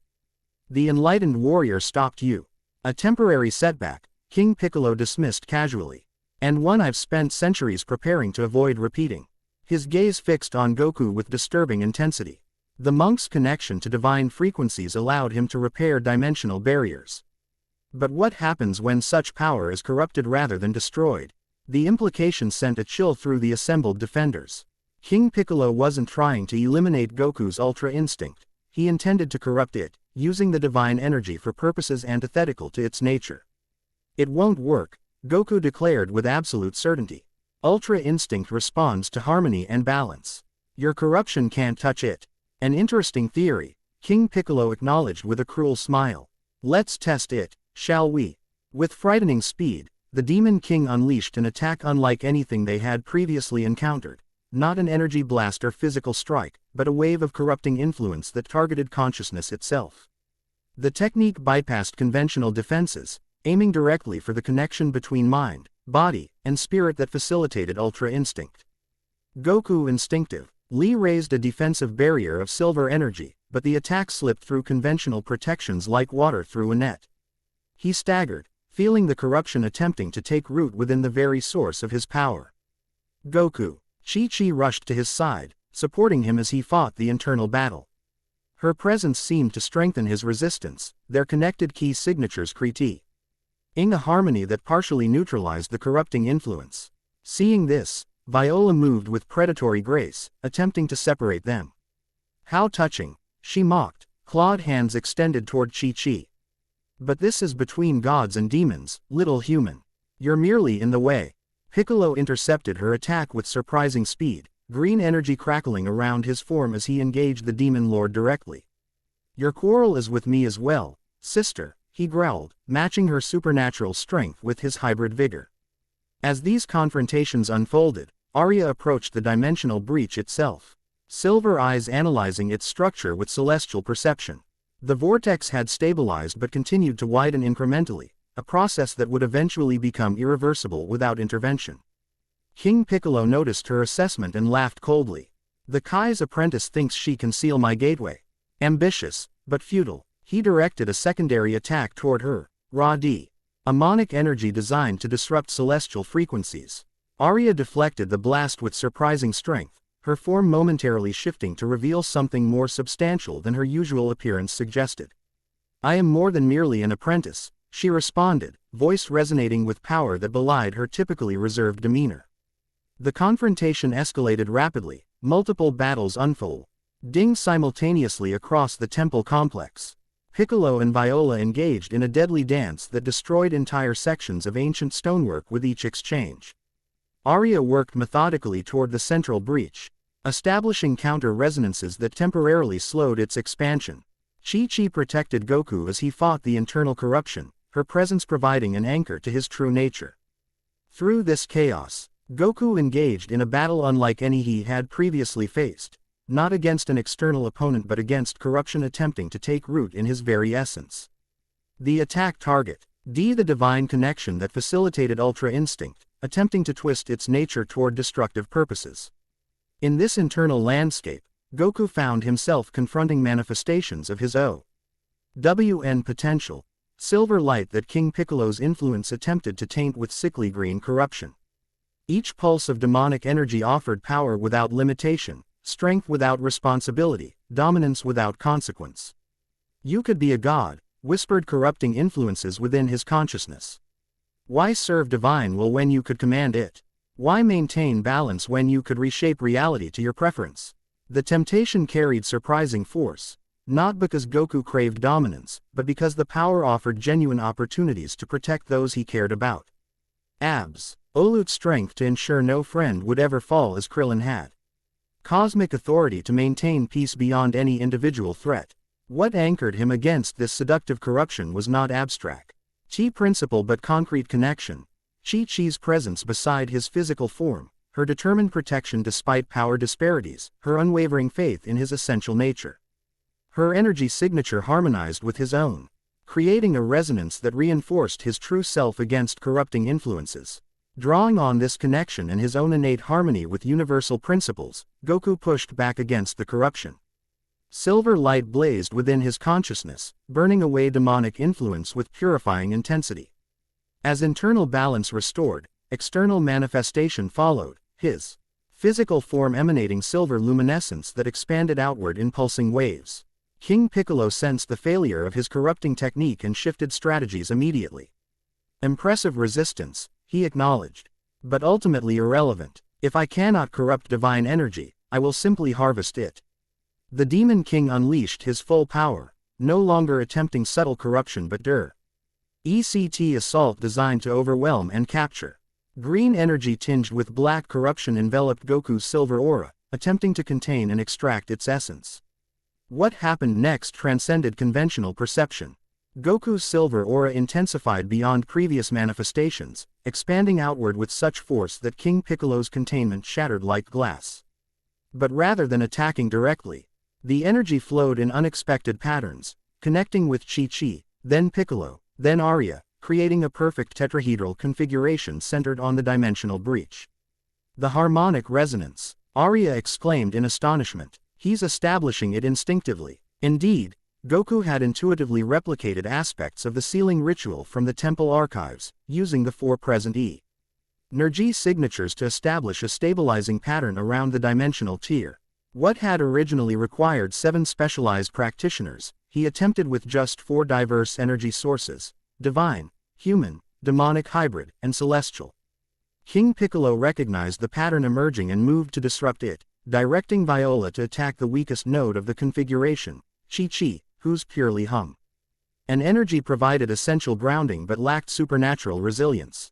The human first, he commanded. Break the resonance. Viola disengaged from Piccolo with explosive force, sending him crashing through ancient stonework as she redirected her attack toward Chi-Chi. Her clawed hands extended, violet energy crackling between her fingers as she closed distance with frightening speed. What happened next surprised everyone, including the participants. Piccolo, despite his proclaimed disdain for humans and limited alliance, moved with extraordinary speed to intercept the attack, placing himself between Viola and Chi-Chi with barely a microsecond to spare. The violet energy intended for Chi-Chi instead tore through his chest, creating a wound that would have been instantly fatal for any purely biological entity. For Piccolo, with his regenerative capabilities and hybrid vigor, it represented devastating injury rather than immediate death, but one that removed him from the confrontation nonetheless. He collapsed to his knees, green blood pooling beneath him as regenerative processes fought against demonic corruption within the wound. Why? Chi-Chi asked in genuine confusion, momentarily distracted from the larger battle by this unexpected sacrifice. The resonance matters more than individual survival, Piccolo managed through gritted teeth, demonstrating pragmatic calculation rather than sentimental heroism. Maintain the configuration. Despite his injury, Piccolo forced himself to remain conscious, directing his remaining energy into the resonance pattern Goku had established. The tetrahedral configuration flickered but stabilized, silver light connecting the 4 participants in lines of force that intersected at the dimensional breach. King Piccolo recognized the danger immediately. No, he roared, abandoning subtlety for raw power as he directed all his accumulated energy against the resonance pattern. Too late. The silver configuration contracted suddenly, focusing all its power on the dimensional breach. For a moment that stretched beyond normal temporal perception, 2 fundamental forces contested, demonic corruption seeking to widen reality's tear, divine harmony working to repair it. Then, with a sound like a cosmic exhalation, the breach collapsed, not simply closing but actively repairing the dimensional fabric that had been damaged. The swirling vortex of sickly green energy imploded, taking with it many of the demonic entities that had emerged onto Earth's plane. King Piccolo, however, remained, along with Viola and several more powerful demons who had fully manifested before the breach collapsed. His expression contorted with rage and calculation as he assessed the altered situation. A temporary setback, he snarled. though genuine concern underlay his bravado. The primary gateway is sealed, but others remain active. This changes nothing except our timeline. Goku, still emanating silver light though at reduced intensity, stepped forward. It's over, Piccolo. Without the temple's power, you can't maintain your connection to the demon realm. Eventually, you'll be drawn back to your prison. Perhaps, he Demon King acknowledged with disturbing composure. But, eventually, provides ample opportunity for alternative strategies. His gaze shifted between the defenders, assessing strengths and vulnerabilities with calculating precision. And now I understand your power better, vessel of divine light. Our next encounter will proceed differently. Before anyone could respond, King Piccolo created an other swirling vortex, smaller than the dimensional breach but sufficient for tactical retreat. Come, Viola, we have other preparations to complete. The female demon hesitated, violet eyes fixed on Goku with predatory fascination. Such potential, she murmured, voice containing harmonics that vibrated at the edge of painful perception. We could offer you so much more than these limited beings. I'm not interested in your offerings, Goku responded firmly, silver light pulsing in response to her attempted influence. Viola's expression shifted to one of amused anticipation. Not yet, perhaps, she conceded. But seeds have been planted, little vessel. We'll see what grows from them. With that cryptic statement, she followed King Piccolo into the vortex, which collapsed behind them, leaving the defenders amid the ruined temple complex, wounded but victorious in this initial confrontation. The silver resonance pattern gradually dissipated as immediate danger passed, though ions established between the four participants lingered at subtle energetic levels. Goku's Ultra Instinct manifestation faded to normal state, leaving him physically drained but mentally clarified by the experience. That was not what I expected to happen, he admitted, looking between his unlikely allies with newfound appreciation. You established a harmonic resonance pattern instinctively, Arya explained, her tone containing rare admiration. Something that should have required extensive training and preparation. Your natural affinity for Ultra Instinct continues to defy conventional limitations. Chi-Chi moved to check Piccolo's wound, practical nature overriding any lingering distrust after his unexpected intervention. This needs treatment beyond first aid, she assessed clinically. The corruption is fighting his natural regeneration. Piccolo attempted to stand, stubborn independence asserting itself despite grievous injury. I'll manage my own recovery, he insisted. Huff his legs trembled visibly with the effort of supporting his weight. Accepting help when necessary isn't weakness, Goku observed quietly. It's practical strategy for long-term survival. The simple statement, delivered without judgment or demand, seemed to reach something in Piccolo's calculating nature. After visible internal debate, he reluctantly nodded. The corruption requires specific countermeasures, he acknowledged. Knowledge I possess but cannot currently implement alone. Bulma might be able to help, Goku suggested. Her scientific approach combined with your knowledge of demonic energy could develop something effective. Before Piccolo could respond, Arya raised her hand for attention, silver eyes focused on distant perception beyond mortal senses. The temple network has recharged, she announced. We can use it to return to West City directly if that's our next destination. Agreement reached. They moved toward the least damaged section of the temple complex, where patterns similar to the northern site's transportation circle remained partially intact. Arya began the process of activating the ancient system, while Goku supported Piccolo despite the latter's reluctant acceptance of assistance. As they prepared to depart, Chi-Chi noticed something unexpected, a small monitoring drone hovering at the edge of the temple complex, its design unmistakably bearing Capsule Corporation's distinctive logo. We're being watched, she observed, pointing out the device to the others. Goku's expression brightened with characteristic optimism. That's probably Bulma's. She must have sent it after the attack at the tournament. Or someone else is monitoring these disturbances, Piccolo suggested darkly, paranoia a natural element of his personality. Question remained unresolved as Arya completed activation of the temple's transportation function. Silver light enveloped the four unlikely allies, transitioning them instantaneously across hundreds of miles to their next destination, unaware that multiple observers monitored their activities from various vantage points and with very different intentions. Launch, maintaining careful distance while following their movements.